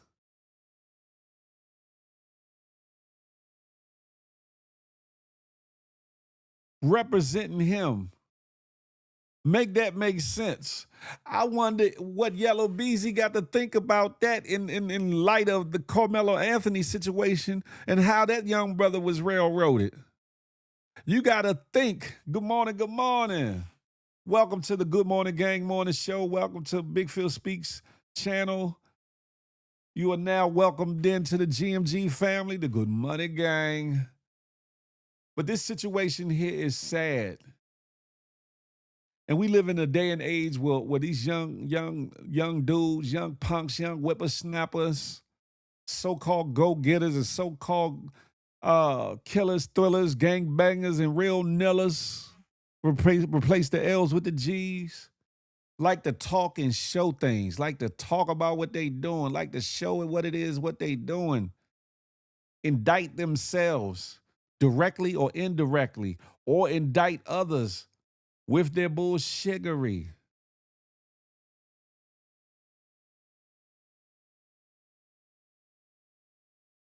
One of the things that are coming into question with this situation is the lyrics, the rap lyrics that the young brother Yella Beezy has rapped on some of his work, some of his music. They are calling into question, and now his team is trying to say, you can't align what's being said in the songs to the actual events, because people are just expressing themselves in the artistry and they're just being artists. But when you're naming certain things, situations that only the people involved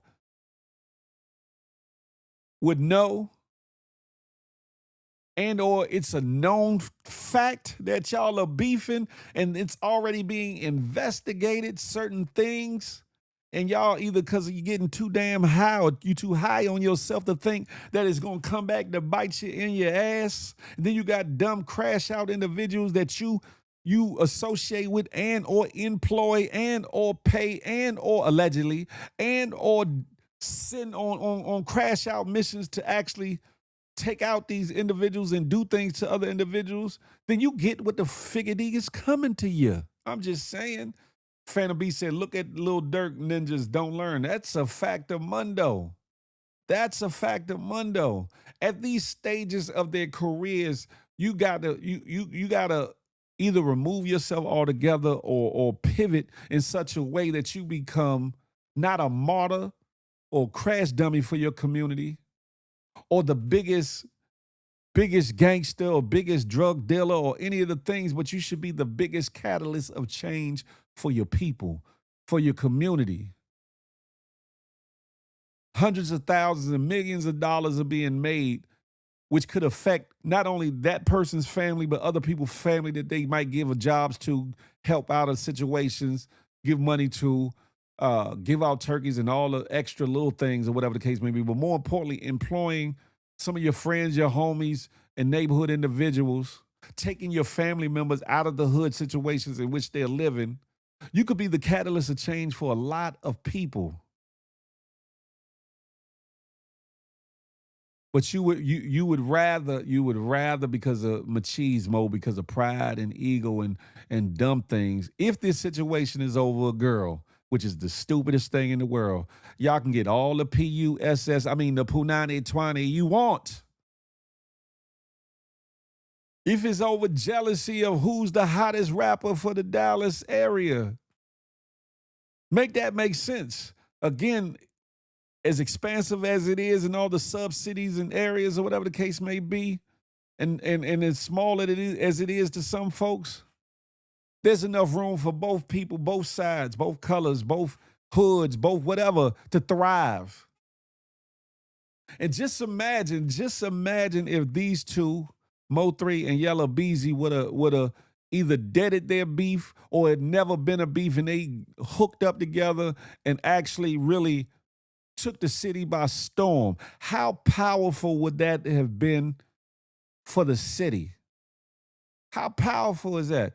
If King Von rapped like a demon speaking on truth, his ass was still alive. He was already under Fed's watch. He was going to jail too. That's a fact.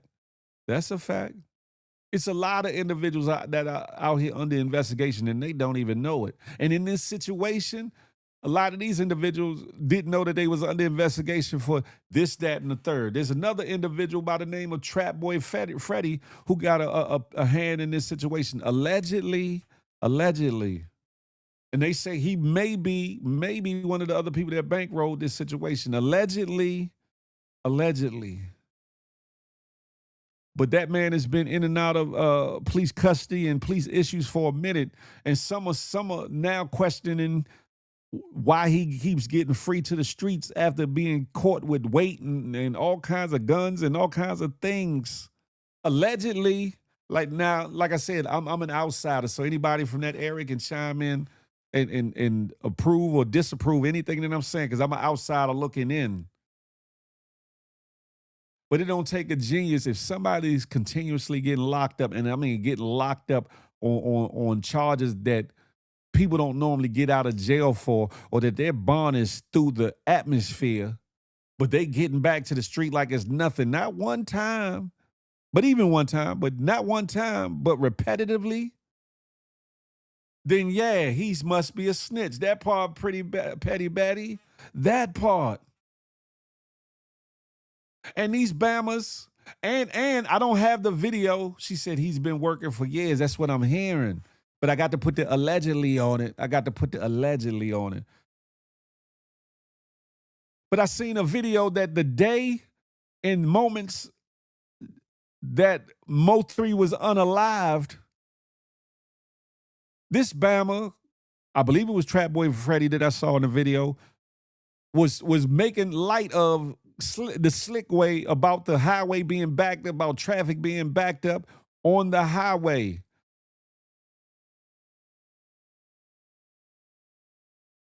Informant. He said, yeah, you definitely can, but we know.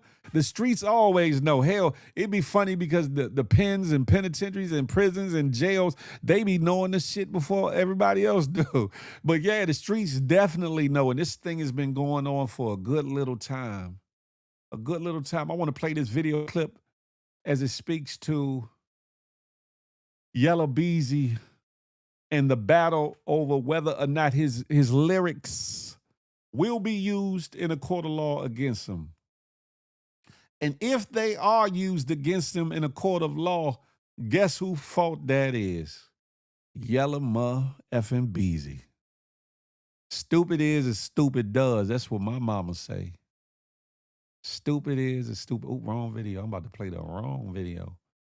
Didn't want to do that. Hold up. Here we go. Let me change the done. Okay, here we go. Here's a video surrounding the footage.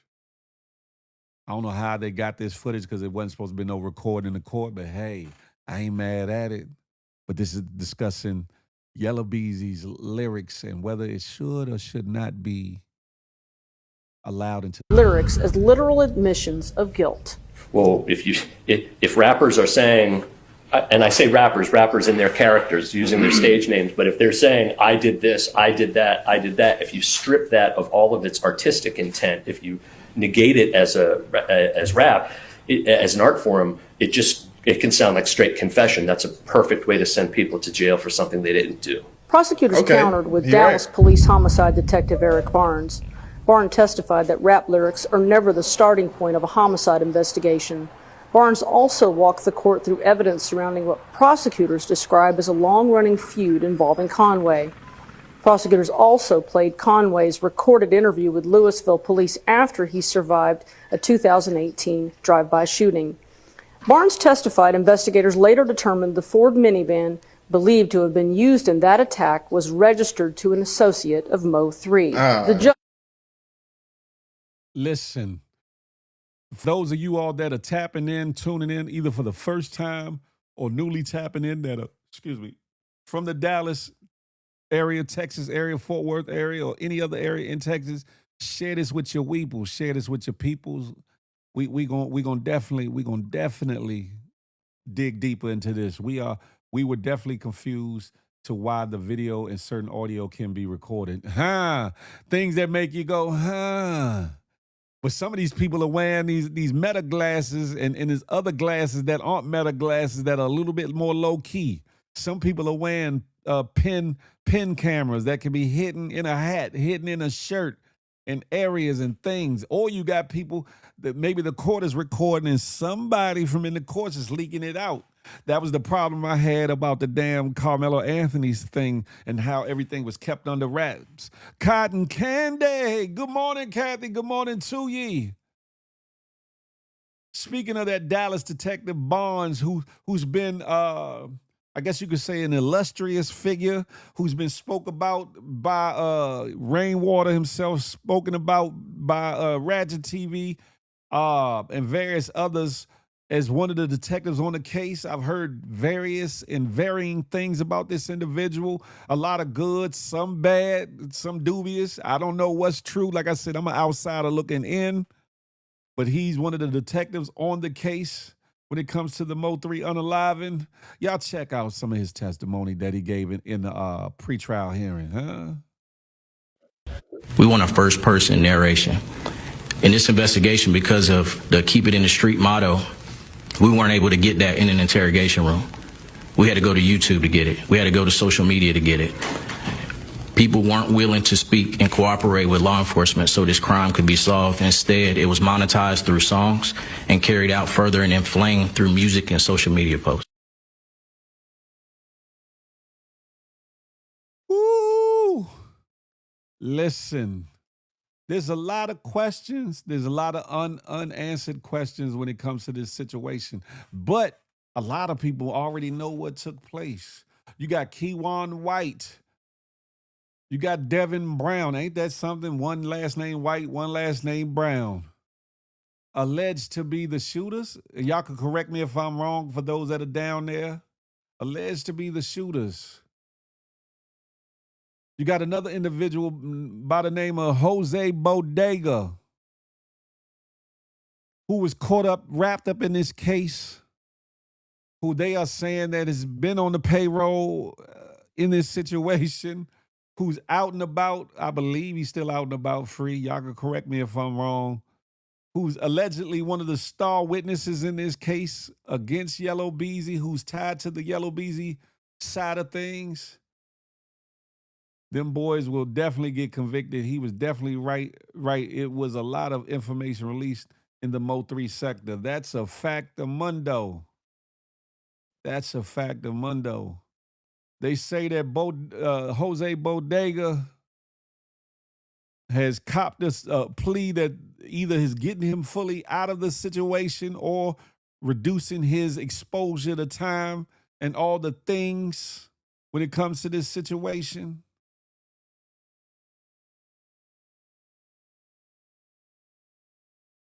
They're stupid as AF. They always have to brag on their doings like people don't read in between the lines, snitching on themselves. Good job, dummies. That's a fact. That's a fact. Jose and 3 bodyguard have the same baby mama. Just imagine that. And that's deep within itself, Petty Betty. Ain't that about a B-I-E-I, That's what I was saying earlier, Betty, at the fact that even though I'm in the even though Dallas being spread out the way it is with the little sub-cities, Duncanville, Arlington, Irving, all the areas or whatever the case may be, Oak Cliff, all the, the different places and spaces or whatever the case may be. In Dallas, downtown Dallas itself, a lot of people know each other. They're intertwined with each other. Some grew up with each other, hung out with each other, broke bread with each other. To grow up or get older and either let the gang life or let the drug life or let this rap life turn things, or a combination of the 2 or 3, get things tangled and twisted. Whether, like I said, whether it be over ego and pride over who's the biggest, whether it be over somebody smashing somebody's woman, allegedly. It's crazy to go out like this. It's crazy to go out like this. And I've heard rumors in watching the various lives about it, accusations and allegations of both, and or a combination of it. Speaking of Trap Boy Freddie, he's been subpoenaed to testify in the court case himself.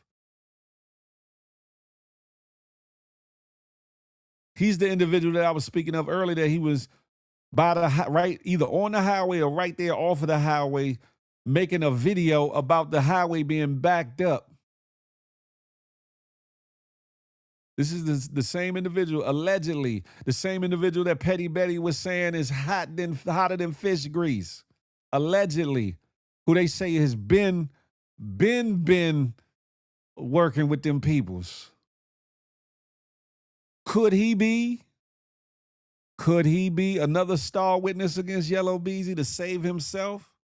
He was on the side of the highway, Factor Mundo. Could he be a star witness against Yellow Beezy? Yellow Beezy, I'm sorry.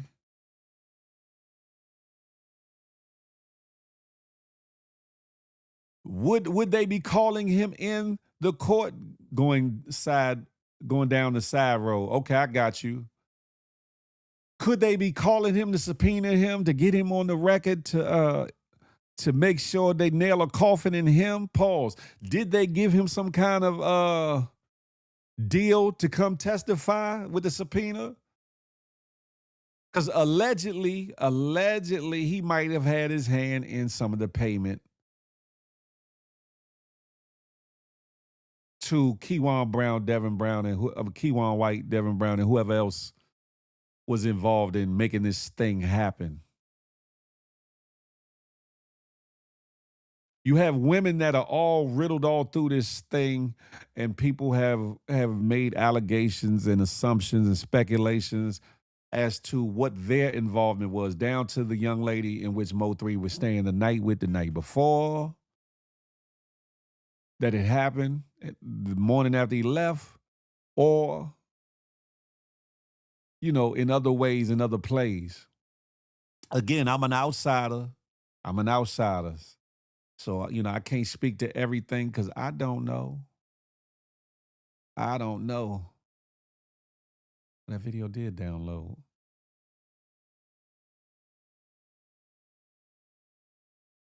It's a very sad situation that's coming to a head real soon.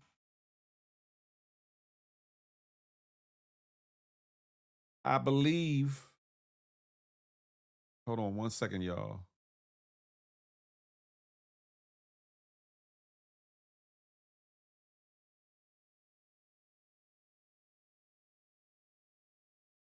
The Yellow Beezy trial is supposed to start August 24th, 2026.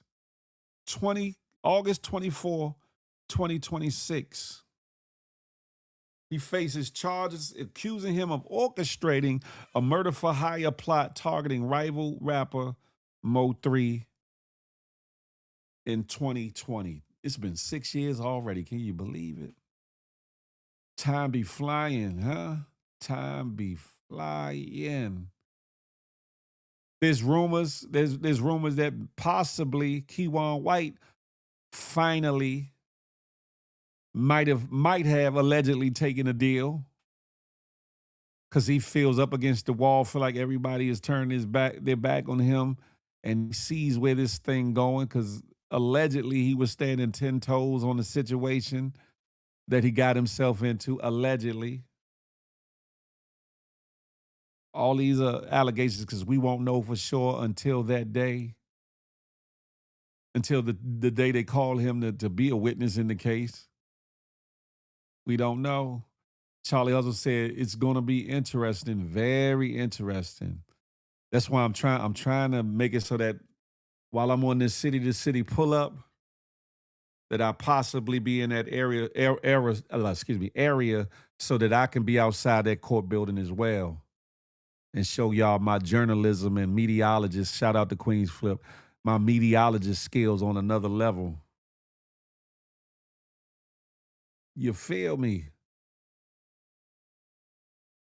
I'm glad that some people that from that area have tapped in and came in to watch and listen, or whatever the case may be. However you got here, if somebody shared it to you or you seen my thumbnail or you already following me. If you're not following me, make sure you following me. I will go more in depth in this case as time goes on, gets closer to the trial. And again, for those that are from that area, I'm an outside, I'm a DC dude, you know what I'm saying? But I've been outside and I got ties to Texas, Dallas, Killeen, Houston, other areas or whatever the case may be. So I'm tapped in a little bit, but at the same time, I'm respectfully dealing with this case because this ain't my hood, this ain't my area, this ain't my city, nor my state or town or whatever. So I hope that y'all welcome me in my dialogue about it, my breakdown about it. I'm going to make it as real as possible, as much as I can, and not over talk or talk too much about the case on things that I don't know about the case. because that all that does is taint not only my credibility, but the coverage surrounding this case. But what I will say is these are two individuals that could have shook up not only Dallas, not only Texas, but the whole rap game and the United States if they would have been on a different page. If somebody could have got them to sit their ass down in a room to converse, work out differences, and get on the same side of the table with moving the Dallas music culture forward, the Dallas culture forward,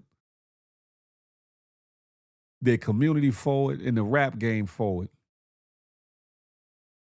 And it's a shame we got to talk about the woulda, shoulda, couldas. And I understand neighborhoods a lot of times have long-standing beefs and rifts and things of that nature. But all it takes is for some reputables, some real OGs, not the ones that's sending people to be crash test dummies, but some real reputables, whether you're in a gang situation or in a community situation or just somebody respected amongst the youngsters that are involved with these things, to have them to sit down so that clearer minds can prevail and people can see the bigger picture and see how frivolous that some of the beefing is about. Allegedly, there's more deaths surrounding this situation beyond Roy Lee. As I said, Boosie himself has got caught up in this situation because he got shot at. Yella Beezy himself caught some bullets in this situation. It's definitely a situation that runs deep. You got a lot of onlookers, a lot of people that want to be rappers, a lot of people that are rappers, a lot of people that bang this or bang that or live in this hood or represent that hood that are involved in this situation. And there's been a lot of self-incrimination going on these internet streets. Some people get mad at the people that bring light to it or report on it or whatever the case may be. And some feel like, oh, it's a violation of street code and this, that, and the third. But hey, where's the street code with these rappers that's rapping their own demise and talking about the actual crimes they committed? Where's the breaking of the street code there?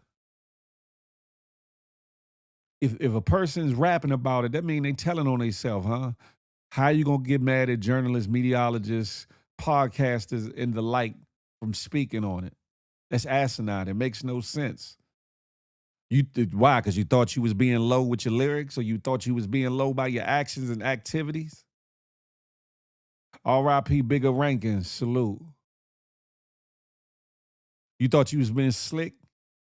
And the problem is a lot of times these dudes ain't even speaking in code or speaking in riddles or parables that maybe only the people involved would know. These Bammers is speaking out and speaking to shit directly. Speaking to the situations they did and talk about they paid for a hit and I did this and I done unalived this, and they getting on cameras with hammers and all that. And allegedly, there's a video and footage that has Yella Beezy, Jose Bodega, KewonWhite, and KewonWhite is holding the hammer that was used in the case. One of the hammers that was used in the case.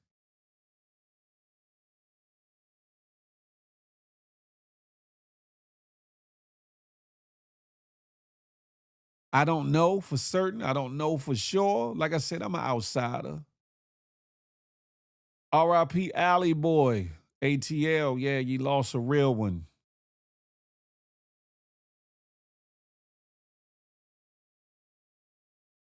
This is definitely an eye opener. And again, for those that are not from Texas, that are not from the Dallas area in Texas, and again, you might like, I don't care about this. This ain't got nothing to do with me.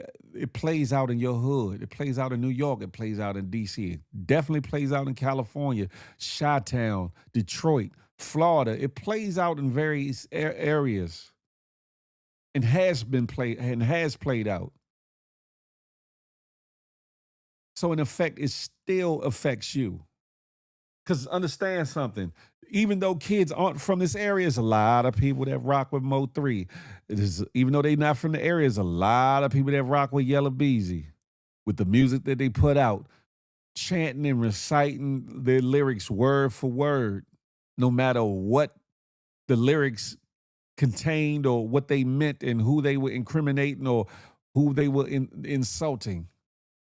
We're in a culture where people think it's cool to go destroy graves and pee on people's grave sites and all this other sucker stuff, this Bama shiggity, or whatever the case may be, and then wonder why they or their loved ones come up unalived or whatever the case may be.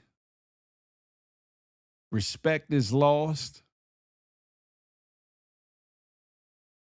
Common sense is down the toilet.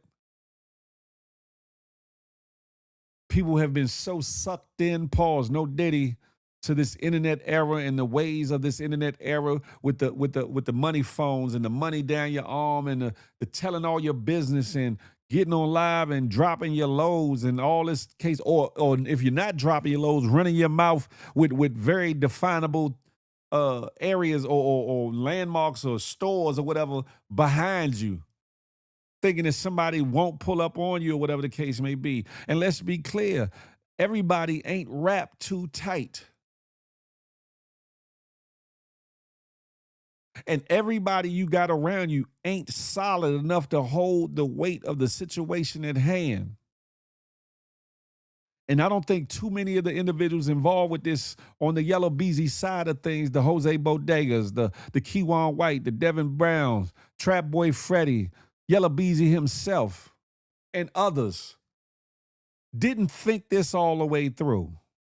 They couldn't have. Because first and foremost, as somebody that was definitely outside, why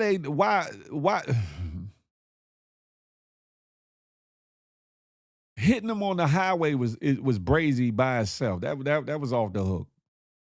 Something out of a movie, but this one is a Tubi movie because these dummies definitely getting caught. Tanina, hey.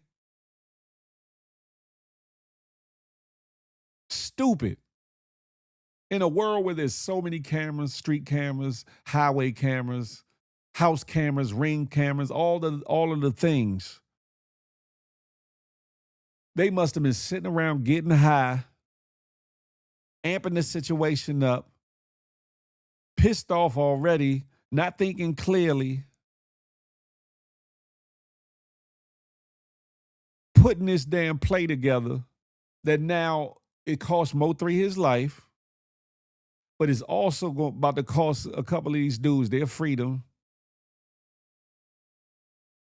A couple of these dudes ain't gonna be able to come up around the neighborhoods that they've been around and the hoods and the things that they claim because they run in their mouth. Excuse me. They didn't turn state or federal witness because I think this case, the feds is all in through this. Other family members have been affected by this. The family of Mo 3, his mom and others that loved him dearly are left to suffer with this. Yellow Beezy's mom passed. However she passed, there's a lot of whispers about how she passed, and I'm not going to speak on that. R.I.P. to his mother. The various individuals that have been shot up, shot at, unalived in this situation, known and unknown. The federal indictment that, if it ain't out there already, is coming down the pike. Please believe that it is. All you young whippersnappers, young G's and young hood stars, do know that the federal case involving y'all hoods is coming real soon. If I was you, I'd move around like tires. I'd change my life, change my locale, because it's coming. If not today, if not by the Mo 3 case, at some point after that, them feds is coming. And I'm saying this to individuals that rock with Mo 3 and the individuals that rock with Yellow Beezy and the colors that y'all claimed and banged and all those things. Things about to get real brazy out here. Real brazy. And you can be like, Big Phil speaks. You don't know nothing. You ain't from out here. You don't know Nathan. You right. I'm not from out there, but again, I got ties to down there. I've been outside on both the East and the West Coast. I'm from D.C., which has a hell of a history of doing all the things that everybody else doing. To this day. To this day.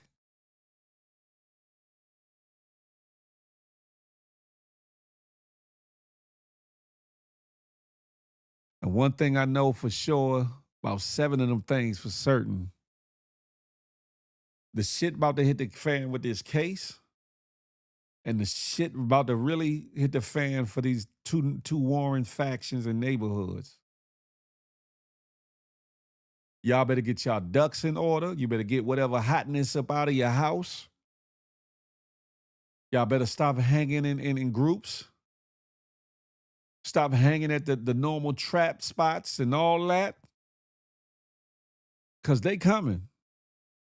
And I'm not wishing it on nobody, on no side or nothing. Even you ladies. Hey, ladies.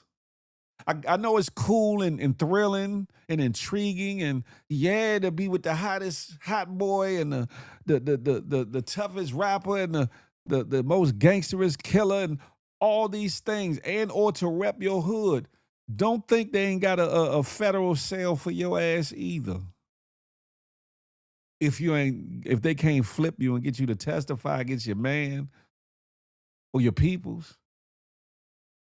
That's the part of the game that don't nobody want to speak about when them feds come knocking, when the police come knocking, when they got something on you or on your peoples and they use you or attempt to use you as either bait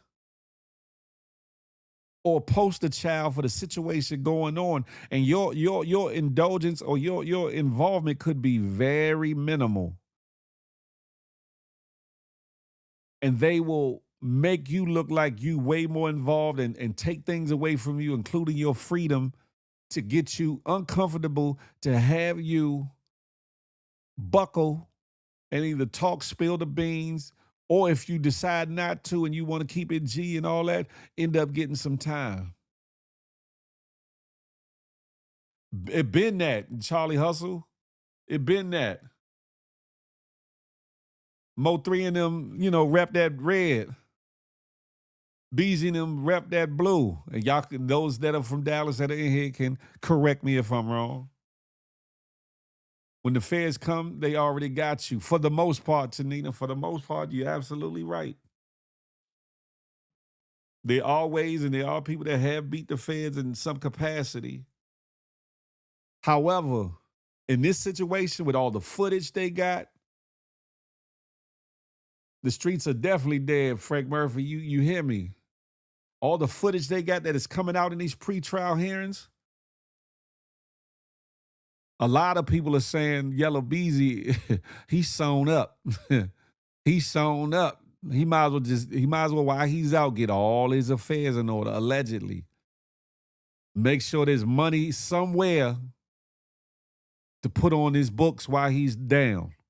Because allegedly, with the witnesses that they got, allegedly, and I'm saying it 100 times on purpose, and the video footage, because they were watching the trap houses and spots in which they sold dope out, drugs out of, hung at, and all the things. And they tied one vehicle, the vehicle that's on that footage that I showed y'all, that black Camaro, I believe it was. They showed the house where they hid that Camaro for a spell. They showed I think it's the same house where there's a Sprinter van that got shot up or whatever case may be in this situation. Is also where they know that Yellow Beezy, KewonWhite, Jose Bodega, and possibly Trap Boy Freddy all were in there doing certain times around the planning or so-called planning and plotting of this situation or whatever the case may be.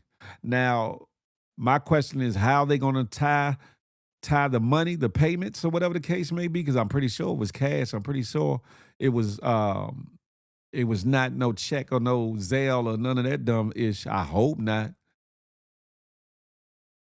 Outside of say Jose Bodega or Devin White or somebody letting them know how it was paid, giving that information or whatever the case may be. And allegedly, the dude KewonWhite wasn't even paid or paid all of what he was supposed to get out of the situation. And allegedly, the video I mentioned earlier with Yellow Beezy, Devin White, KewonWhite, sorry about that, Jose Bodega and others, that KewonWhite was allowed to be there and in the video because of what he did. His place in on the team now, so to speak. And again, those from the Dallas-Fort Worth area can definitely correct me if I'm wrong. Definitely correct me if I'm wrong. There's a lot to speak on. I wish certain individuals in here, I'd put a link out and have them cam up and talk about it. But a lot of the streets already know what's going on. But then there's also been a lot of talk and speculation going on from the Mo 3 sector and from the Dallas underground and rap collective and, you know, community and local area blogs and as such. Yeah, Dirk used his company card allegedly. That's the stupidest thing you ever could have did. The stupidest, the dumbest. And these brothers is getting a rack of cash too. So why would you? Stupid is as stupid. Stupid is as stupid does. My mom always said. You know what I'm talking about? Streets been dead since '98. Sheesh. You'll take it back to '98 that it was dead, Peeps game. I wouldn't take it that far back. It started changing though. I will say that.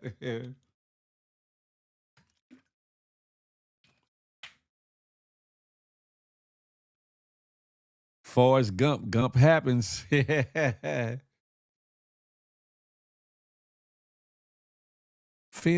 Phil speaks. Why you speaking on this? This ain't got nothing to do with you. This ain't got nothing to do with GMG. This ain't got nothing to do with none of that. You ain't from down there. You ain't from Dallas. You always talking about stuff in Texas. You always talk about Dallas or whatever the case may be. And y'all try to tap it in. Y'all try to align it with a certain individual. However, I've been said I got family and friends down that way. I've been said that. I got a brother that stay in Killeen. My nephew is in Houston. My great-grandmother had a lot of property in Galveston. I got more ties than to Texas than y'all seem to know or think or whatever the case may be, but it's all good. But that does not say that I'm from Texas nor Dallas or any of the places that a lot of this news is coming from, because I'm never going to betray myself as something other than what I am, nor misrepresent myself as being something that I'm not. I'm not going to do that. I'm an uptown DC boy that has made it to my good old age, even going through all the things that I've gone through. I've always said I've been charged with everything from petty theft to murder one. But here I am sitting before you. That's why I continuously say that saying and phrase, and still I rise, that Maya Angelou has made infamous. Because I don't just speak from some podcaster that ain't never been outside or whose outside dealings have been minimal, who really don't know the pulse of the street, who really don't know what it is to put in work, who really don't know what it means to be a part of a gang situation or a crew or a hood, or somebody that don't know nothing about the trappings of the inner city outside of just possibly maybe just living there. I'll never be that dude. I'll never be that dude. So when I do speak on certain things. It ain't to glorify, it ain't to make me look away, look like I'm tougher, rougher, or more than what I am, but more so to use it as an open book and an open testimony for people my age down to the youngins. I ain't gonna call them YNs, but to the young stars, to know and understand that no, I'm not talking down on you, but I'm talking to you as somebody that's sat behind that defense table, that sat up in that stand to speak on my behalf to save my ass in a trial against me where I had no co-defendants, to where my life was on the line, to which a jury of my peers found me not guilty. Thank you, Queen of G Blizzle. The couple's hour. I don't speak from somebody that ain't never bust a gun. I ain't speaking to somebody that ain't never sold a dime bag or nothing. I'm not speaking to somebody that was scared to come outside. I'm not speaking to somebody that was scared to go from neighborhood to hood. I ain't never been that knuckle. But I'm speaking as somebody that's been there and really done that. Whether you believe all of the things I say or you think that I'm stretching it or whatever the case may be, but there's the beauty of everything that I said, but there's always somebody that happens into these lives and spaces that know me in real time, that can vouch and verify, if not everything that I speak on, certain aspects of portions of my life that they witnessed or knew about. There's not too many that we know on these industries that get that. A lot of people be lying, faking, and frauding and saying all kinds of shit and talking about what they are and who they are and all these things and be straight up and down lying. And I ain't never put on to make it seem like I was the biggest dope boy or the toughest hood, or that I was the biggest gang banger or you know what I'm saying? I never put on none of that. And I don't encourage or promote that outside of me just being who I am and what I've been involved with at a time, and certain things that have come out of that in my life when I speak on it. But I don't condone or try to promote it, because it's a dead end for you no matter how you look at it. And with this situation with Mo 3 and Yellow Beezy, it's a sad situation. I'm gonna try to turn my camera on. Hopefully the signal is gonna work with me. Hopefully the software is gonna work with a brother. Big Phil Speaks is a real individual, whether you like it, love it, hate it, or despise me. You hear me? Stop flexing, Phil. We know you ran the whole Montana.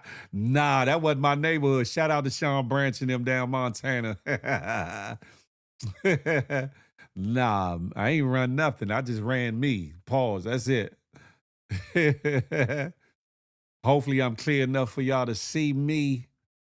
It's a little, it's still not what I want it to be.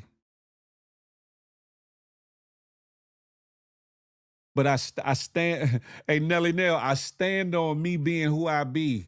The bullshit of me, the great things of me, the good man in me, the man with flaws, all of it. All of it. I stand on it all.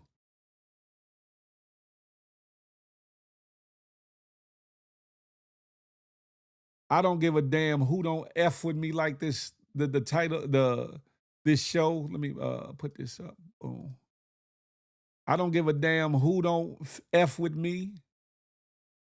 And I definitely pay attention to all the fake love that's out there. You know them all, don't you, Nelly Nell? That's a fact. That's a fact. The fake love, I pay attention to it all. Hey, Queen, let me tell you, G Blizzle, what up?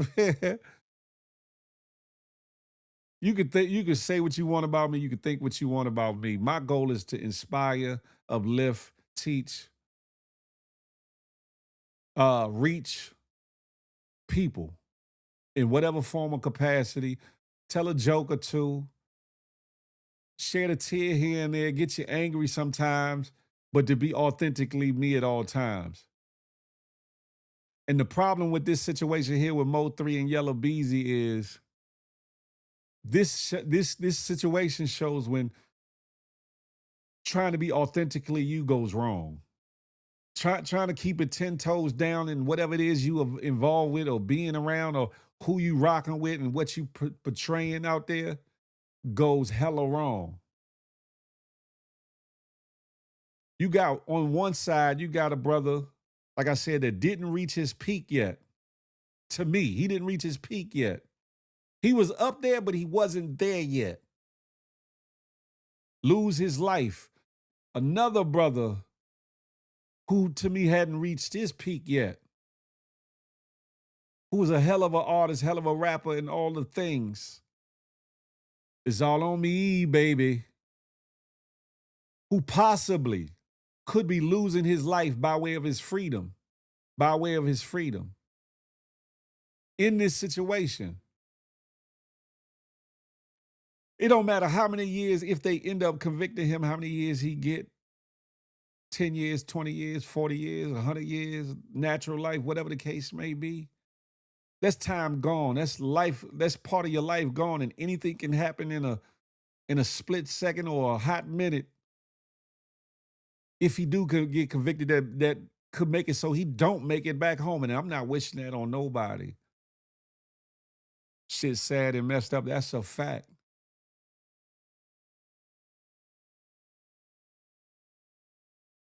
We, the people that have made it past a certain point in our lives or made it through, whether we made through with cuts and scars and bruised and battered and hurt and injured and all the things proverbially, it's our job and our duties to reach out and reach these young folks. Now these young folks, some of them hard-headed in the mug, and a lot of them are doing way more drugs than we did. Some don't want to listen, but some will listen. You catch them at the right time, they will listen. Some are looking for somebody to be a wise counsel to them.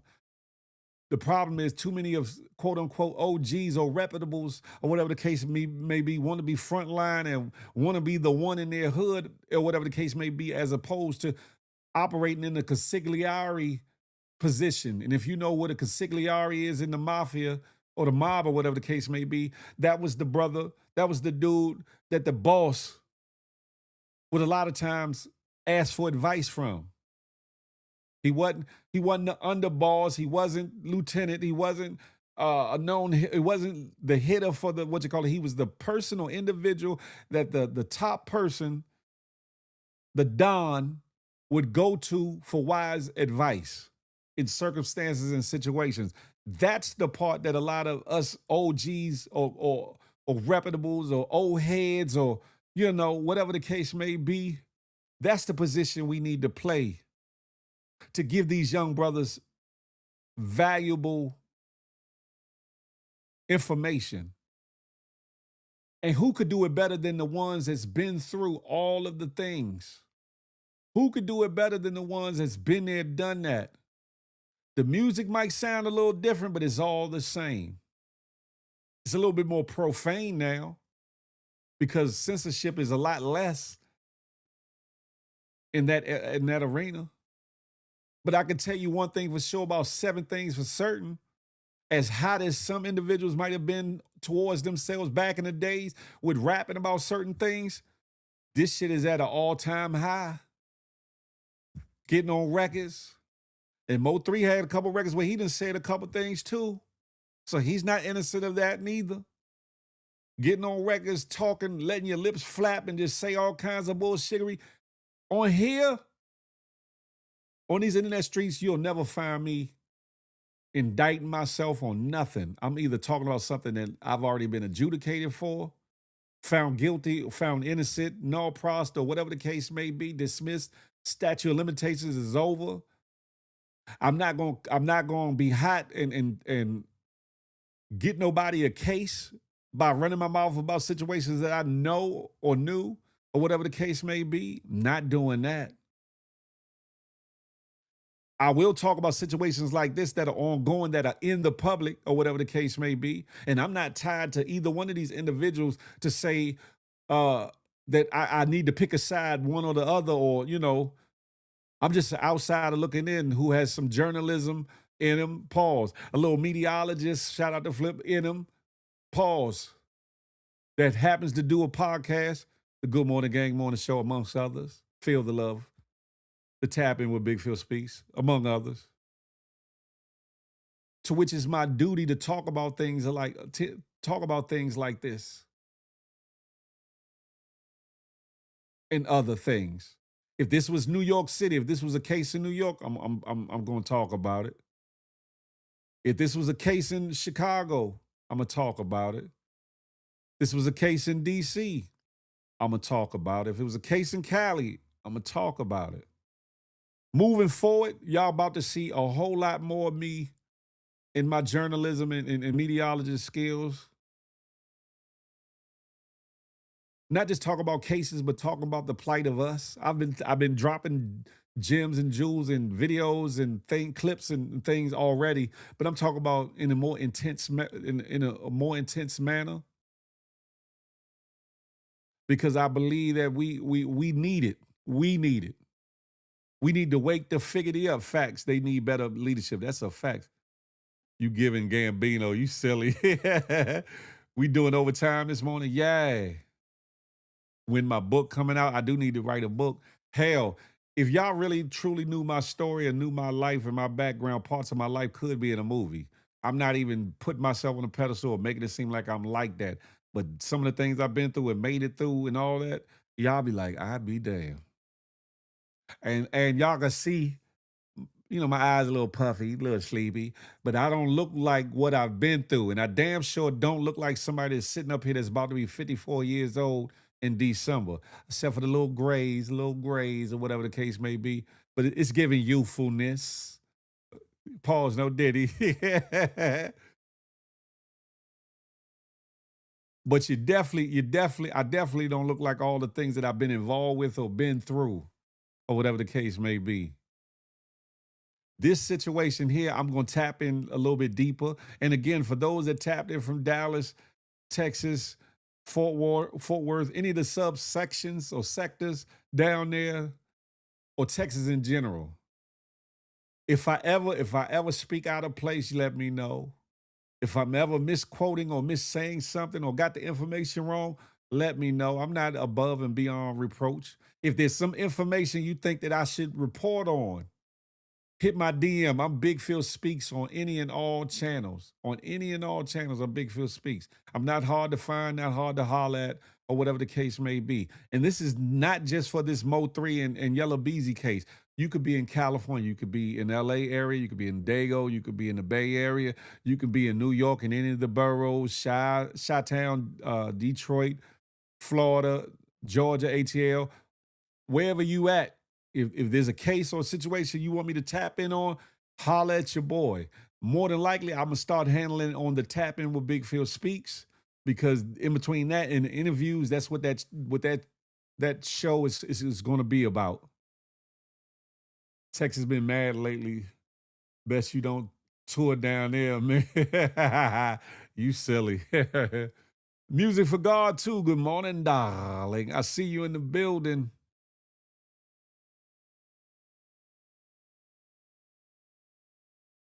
The best is yet to come. And this case here, I use this case pivotally because it's the epitome of I don't F with you and fake love. Because some of the individuals involved that I spoke about and some of the individuals that I didn't speak on yet, that I have not mentioned, involved in this situation.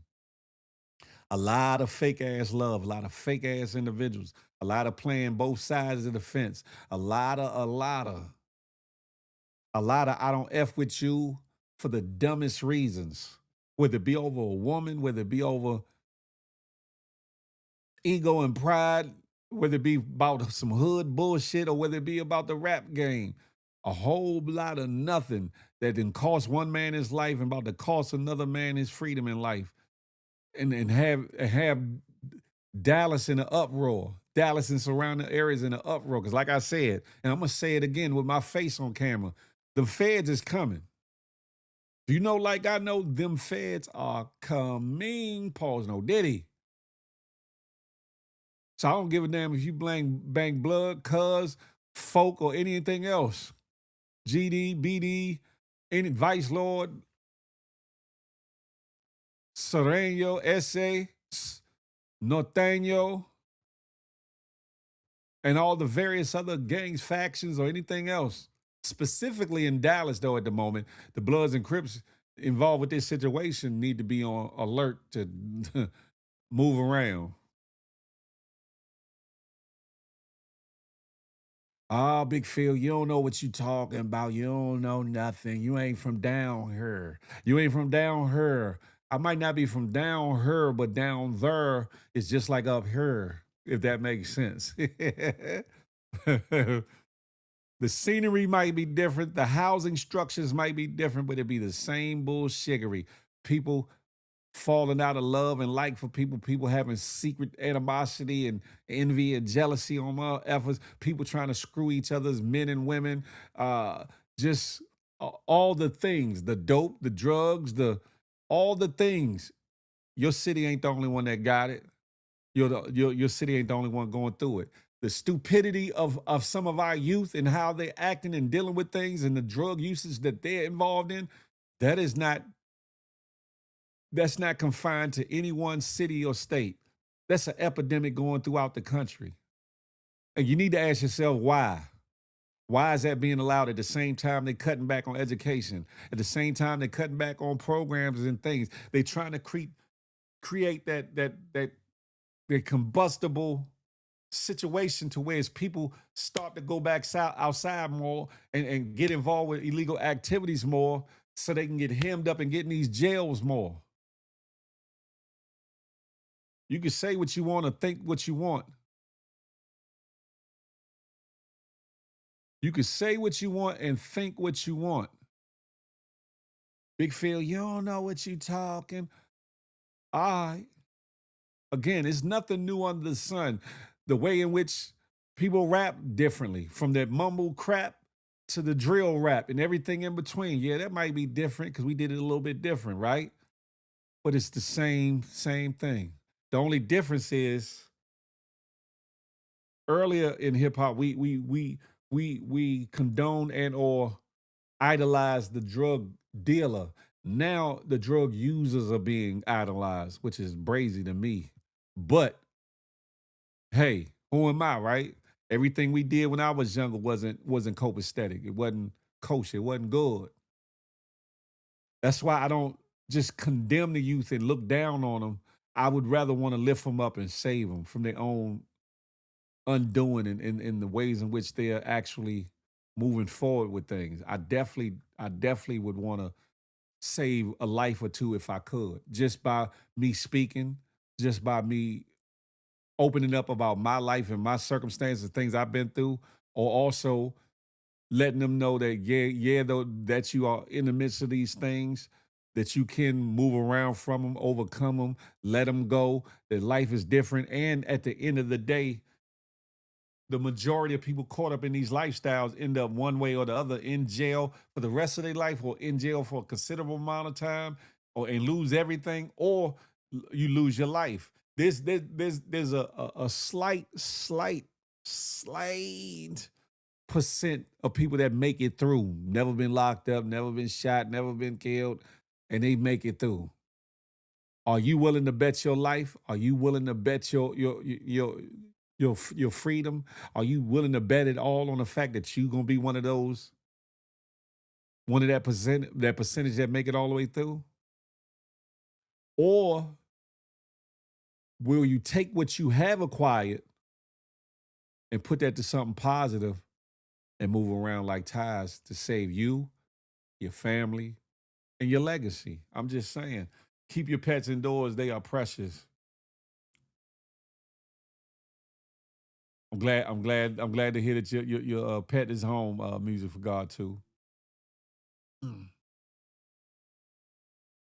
This case here calls for way more than this couple of hours, 3 hours, or whatever the case may be, even though I didn't tap into it right away when I started this live, but it calls for way more than the time that I'm giving to the morning show or whatever the case may be. And it's deeper because it has a lot of layers and levels to it. There's a lot of twists and turns in this situation with Mo 3 and Yella, Beezy, whatever the case may be. There's been a lot of accusations and assumptions and allegations, about who's involved, what was their involvement, who bankrolled it, was this one involved. There's been talk about Rain, whether he was involved or not, whether he truly had Mo 3 back or whether he was, kind of secretly working with the other side. There's been talk about this one and that one.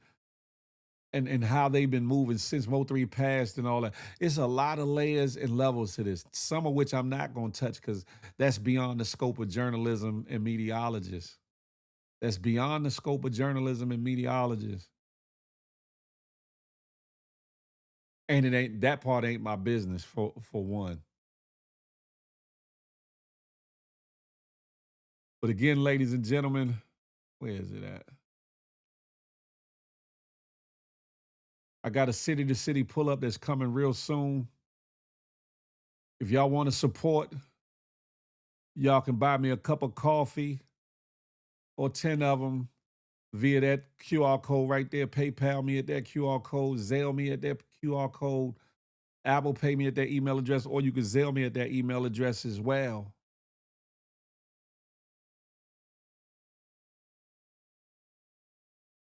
I got more in store up until when I actually go out on this city-to-city pull-up.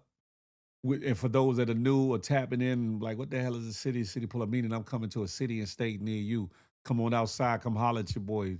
Come dap me up, pause. Come give me a hug, pause. If you want to do content, we can. If you want to be behind the cameras, you can. If you want to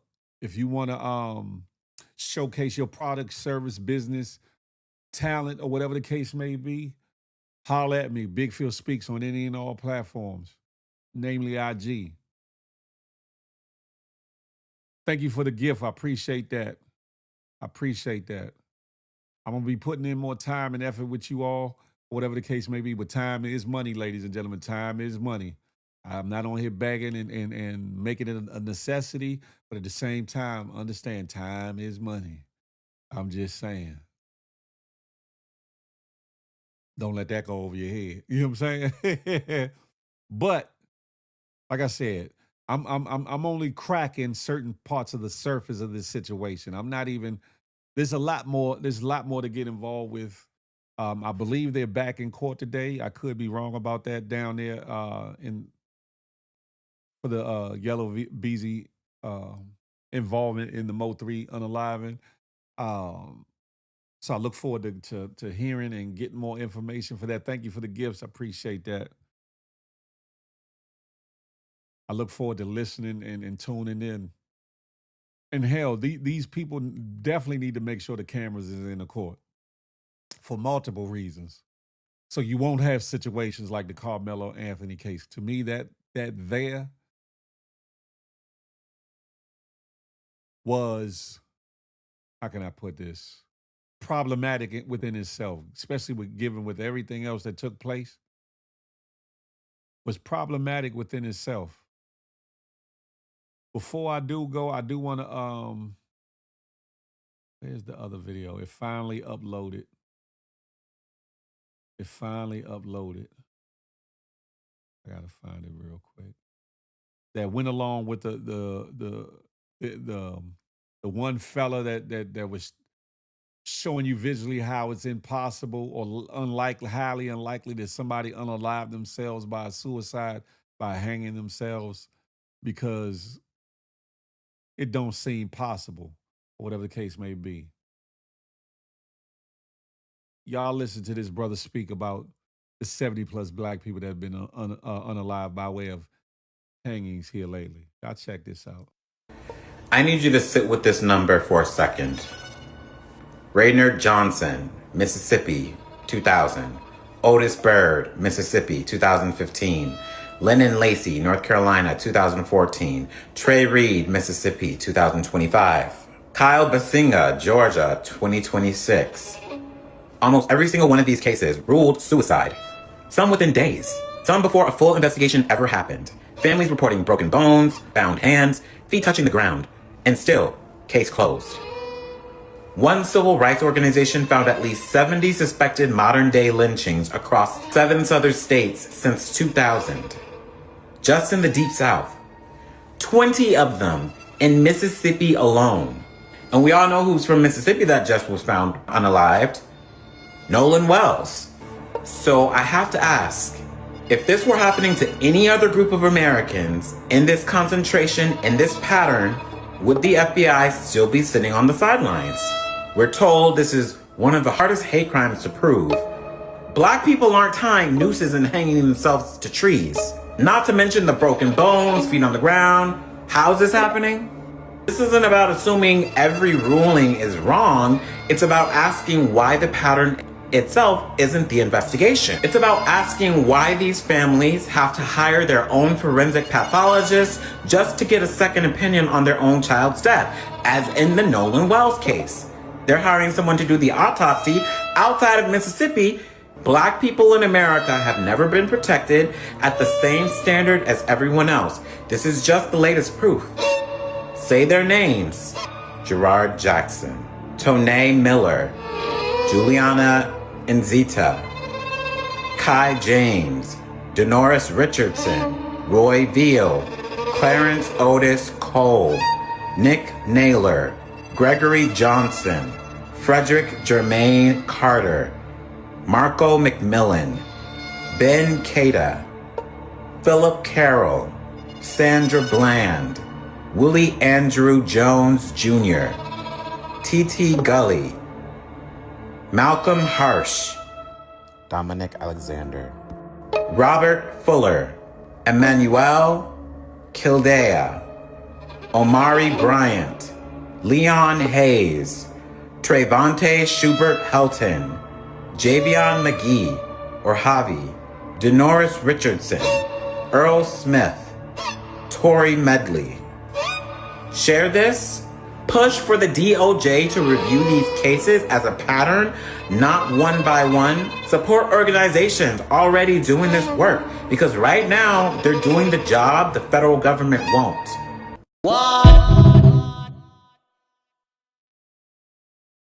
Hot shot. What's good? What's good? All them MFs used to be homies. Thank you, Grandma, for always letting us know these MFs ain't your friend. That's a fact of mundo. Shout out. Thank you for the gifts. I appreciate that. Thank you for the gifts. I appreciate that. Understand and forgive me if the reporting of that is triggering in any sense of the form or whatever the case may be, but it's information that definitely needs to hit your ears and your eyes so you understand that it's a lot deeper than this one case or that one case or whatever the case may be. It's a lot deeper.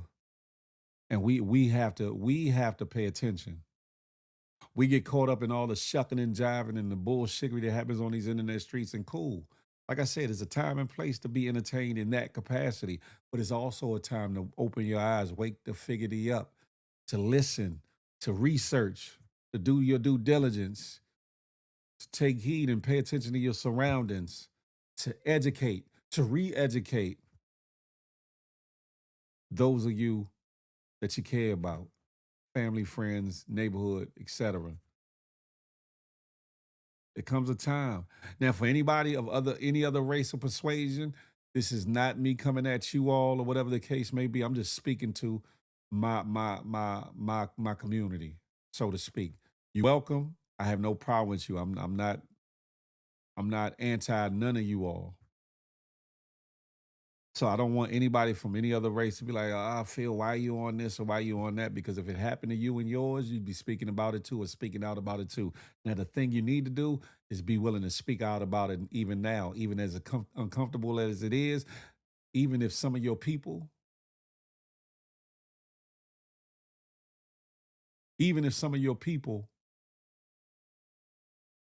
don't share the same sentiment. Phil, be honest, do you think it'll ever change with the marching and begging for them to help us? The begging for them to help us, that's definitely off the table. I think marching, depending on how it's done, can be effective if there's other actions put behind it too. Hot shot. Now, I think I was speaking to that in a certain way, the PEEP scheme earlier. Marching combined with other actions, because you can't just march, we shall overcome, and think that's really going to do something, especially not in this day and age. Especially not in this day and age. But there definitely needs to be more put behind it. And we got to stop marching for a couple of days or protesting for a couple of days and then going back to like, oh, the shit ain't never happened. We definitely got to do that. We have a fight. Yeah. Yeah. Yeah. We definitely have to do more. Grassroots level, boots on the ground, starting with you and your household, those on your block, in your community, the youngins. Some of the people operate how they operate is because they don't know. Some people operate the way they operate because they're scared to know. Some people operate the way they operate because they already know and they've been brainwashed or bought. And then there's some that know that are afraid to get involved because of the repercussions of getting involved. And then there's some that really earnestly want to know.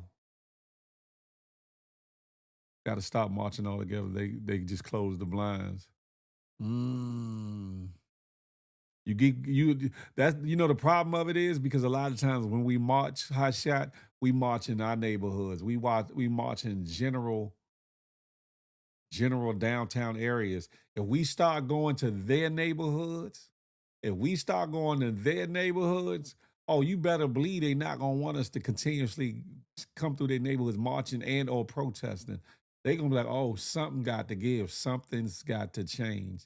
That's why I say about the George Floyd situation. What was different about that is you had way more white and Latino and other ethnic groups involved in the protesting and marching than in times before. And that's what's needed. That's what's needed. It can't be just us. It needs to be us in full force, but it can't just be us. There has to be other races and ethnic groups that get involved with it. And that was the difference with the George Floyd situation. Because if they didn't, who's to say what would have happened with that officer, Derek Chauvin? Who's to say that they would have got penalized or penalized as much as they did? Who's to say? Who's to say?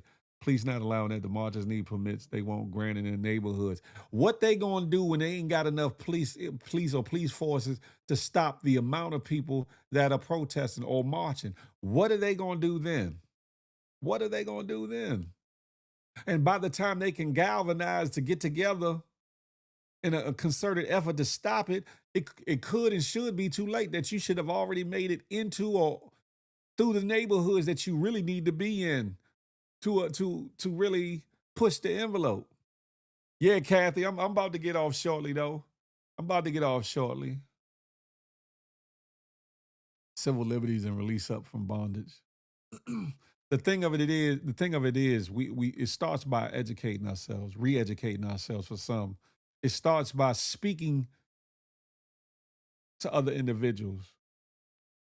It also starts by putting yourself around individuals that want some of the same common goals. It don't matter what religion they are. It don't matter what sexual orientation they are. It don't matter none of those things. You have to align yourself with like-minded people that want the same agenda. And be careful of the settings where everybody got to be a chief, and nobody wants to be Indians. You got to be mindful of that too, because that's when jealousy and envy start to show their heads. And the fake love that I was talking about, where is that? And the fake love starts trickling in. You get to see it firsthand. Because in our world, a lot of people want to be first, want to be the one, want to be the chosen one, want to be the one that gets all the accolades, all the attention, all the camera time, all the big ups or whatever the case may be, not knowing that there's enough of all that for everybody involved. But what'll happen is things like that will show you the people that I don't F with you or anything that you do. And then what's more dastardly is the ones that show fake love and don't really got love for you.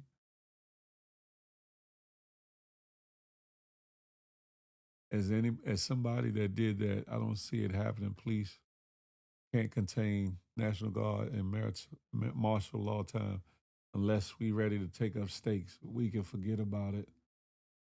They do what they do to us, to any other group.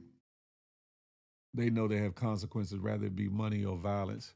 Well, let me say this: as somebody that's been involved with a couple riots or whatever the case may be, one being the Mount Pleasant riot down in D.C. What happened there? A Hispanic individual who was in cuffs got shot by a police officer, whatever the case may be, and the blacks and the browns went up.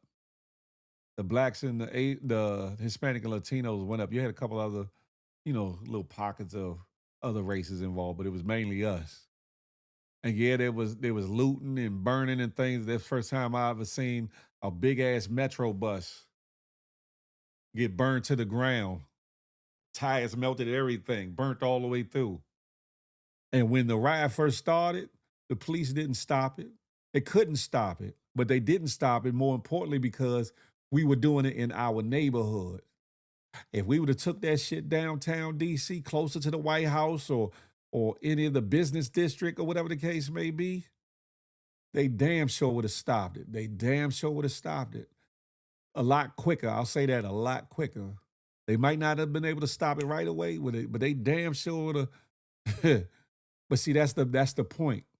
We got to stop tearing up our communities when we upset about something, and usually rightfully so far as the anger or the hurt.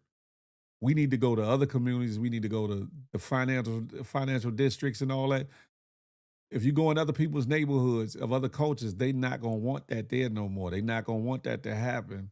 If you go to the financial areas where the important money is at, and they're worried about it being destroyed, taken, or whatever the case may be, they're not going to want that. They're going to want it tamped down on, and they're going to want politicians and things to do what they need to do so it don't happen again. And then I'm not just talking about law enforcement, but also policy change.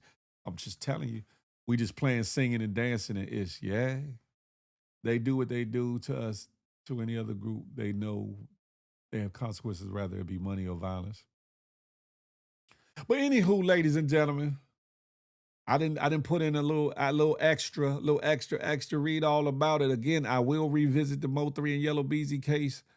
Shout out to Petty Betty for stopping through. I don't know if she's still here. Shout out to a couple other individuals that come from that Mo 3 sector and from the Dallas area and all the things or whatever that tapped and tuned in. Thank you for you all that were patient with a lot of the technical difficulties that I had at first on this show. I persevered and I pushed on, and I think overall we had a very good show, whatever the case may be, tapped into some good conversation and good topics or whatever the case may be. It's all good, Hot Shot. Thank y'all for, I bit my lip. God darn it. Thank y'all for tapping in and tuning in, ladies and gentlemen. Thank y'all for tapping in and tuning in. Where is it at? Get your GMG shirts. Holler at me if you serious, because some of y'all been talking about, I'm going to get my shirt, but y'all been bullshitting. If you serious about getting your shirt, holler at me. Big Phil Speaks. Y'all know where I'm at. Some of y'all got able to reach me other ways, but most of y'all hit me by Big Phil Speaks on IG. Size small to a 5X. I'm coming outside, so city to city pull up.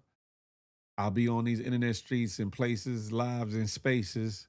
If not today, some other day, or whatever the case may be. If you're not following me, follow me here and on any platform that you see my name, or whatever the case may be. I got some great things coming. Some great things coming. Pause, no diddy. Y'all know what I like to say, though, as I wrap this up. Smile, because you never know what it might do for somebody, including yourself. More importantly, love on somebody on purpose, with purpose. And last but not least, I'm not anti-you. I'm pro-me, but with an emphasis on building we. Let that marinate in your melon till the next time we can chop it up and have a tay-to-tay. Until that MFing day, baby. Guess what? I holla.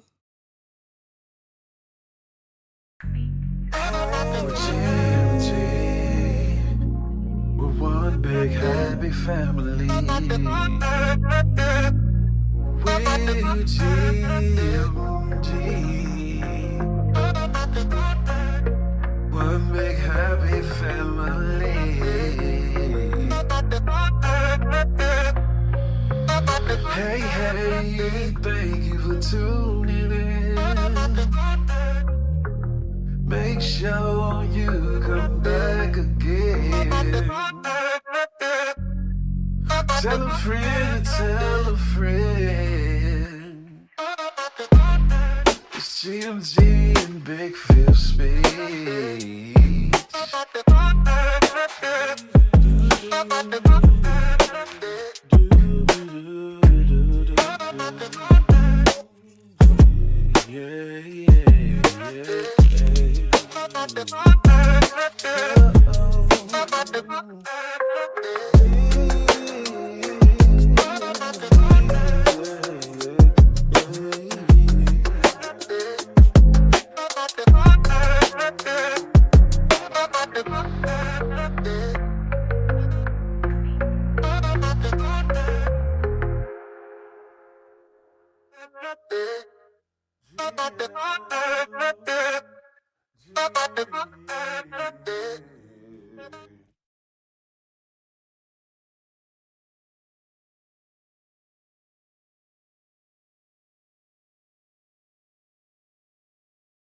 Ladies and gentlemen, boys and girls, I'm getting up out of here. Y'all be blessed. It's Monday. Hopefully you have a blessed one. Oh, yeah, shout out to my namesake. It's your birthday. Happy birthday, Lil Phil. It's hard to call you Lil Phil now because you're taller than me or whatever the case may be. But happy birthday to my firstborn and my namesake. Today was the day that God so loved me enough that he gave me my first son and whatever the case may be.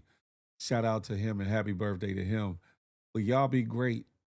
Y'all make today great. Get past your shortcomings and whatever's on your shoulders and live it to your best today. But while you at it, plan, plot, and strategize that if you're so blessed to see tomorrow, you make it an even greater day than make it an even greater day than today. Excuse me, that part. I'm out of here.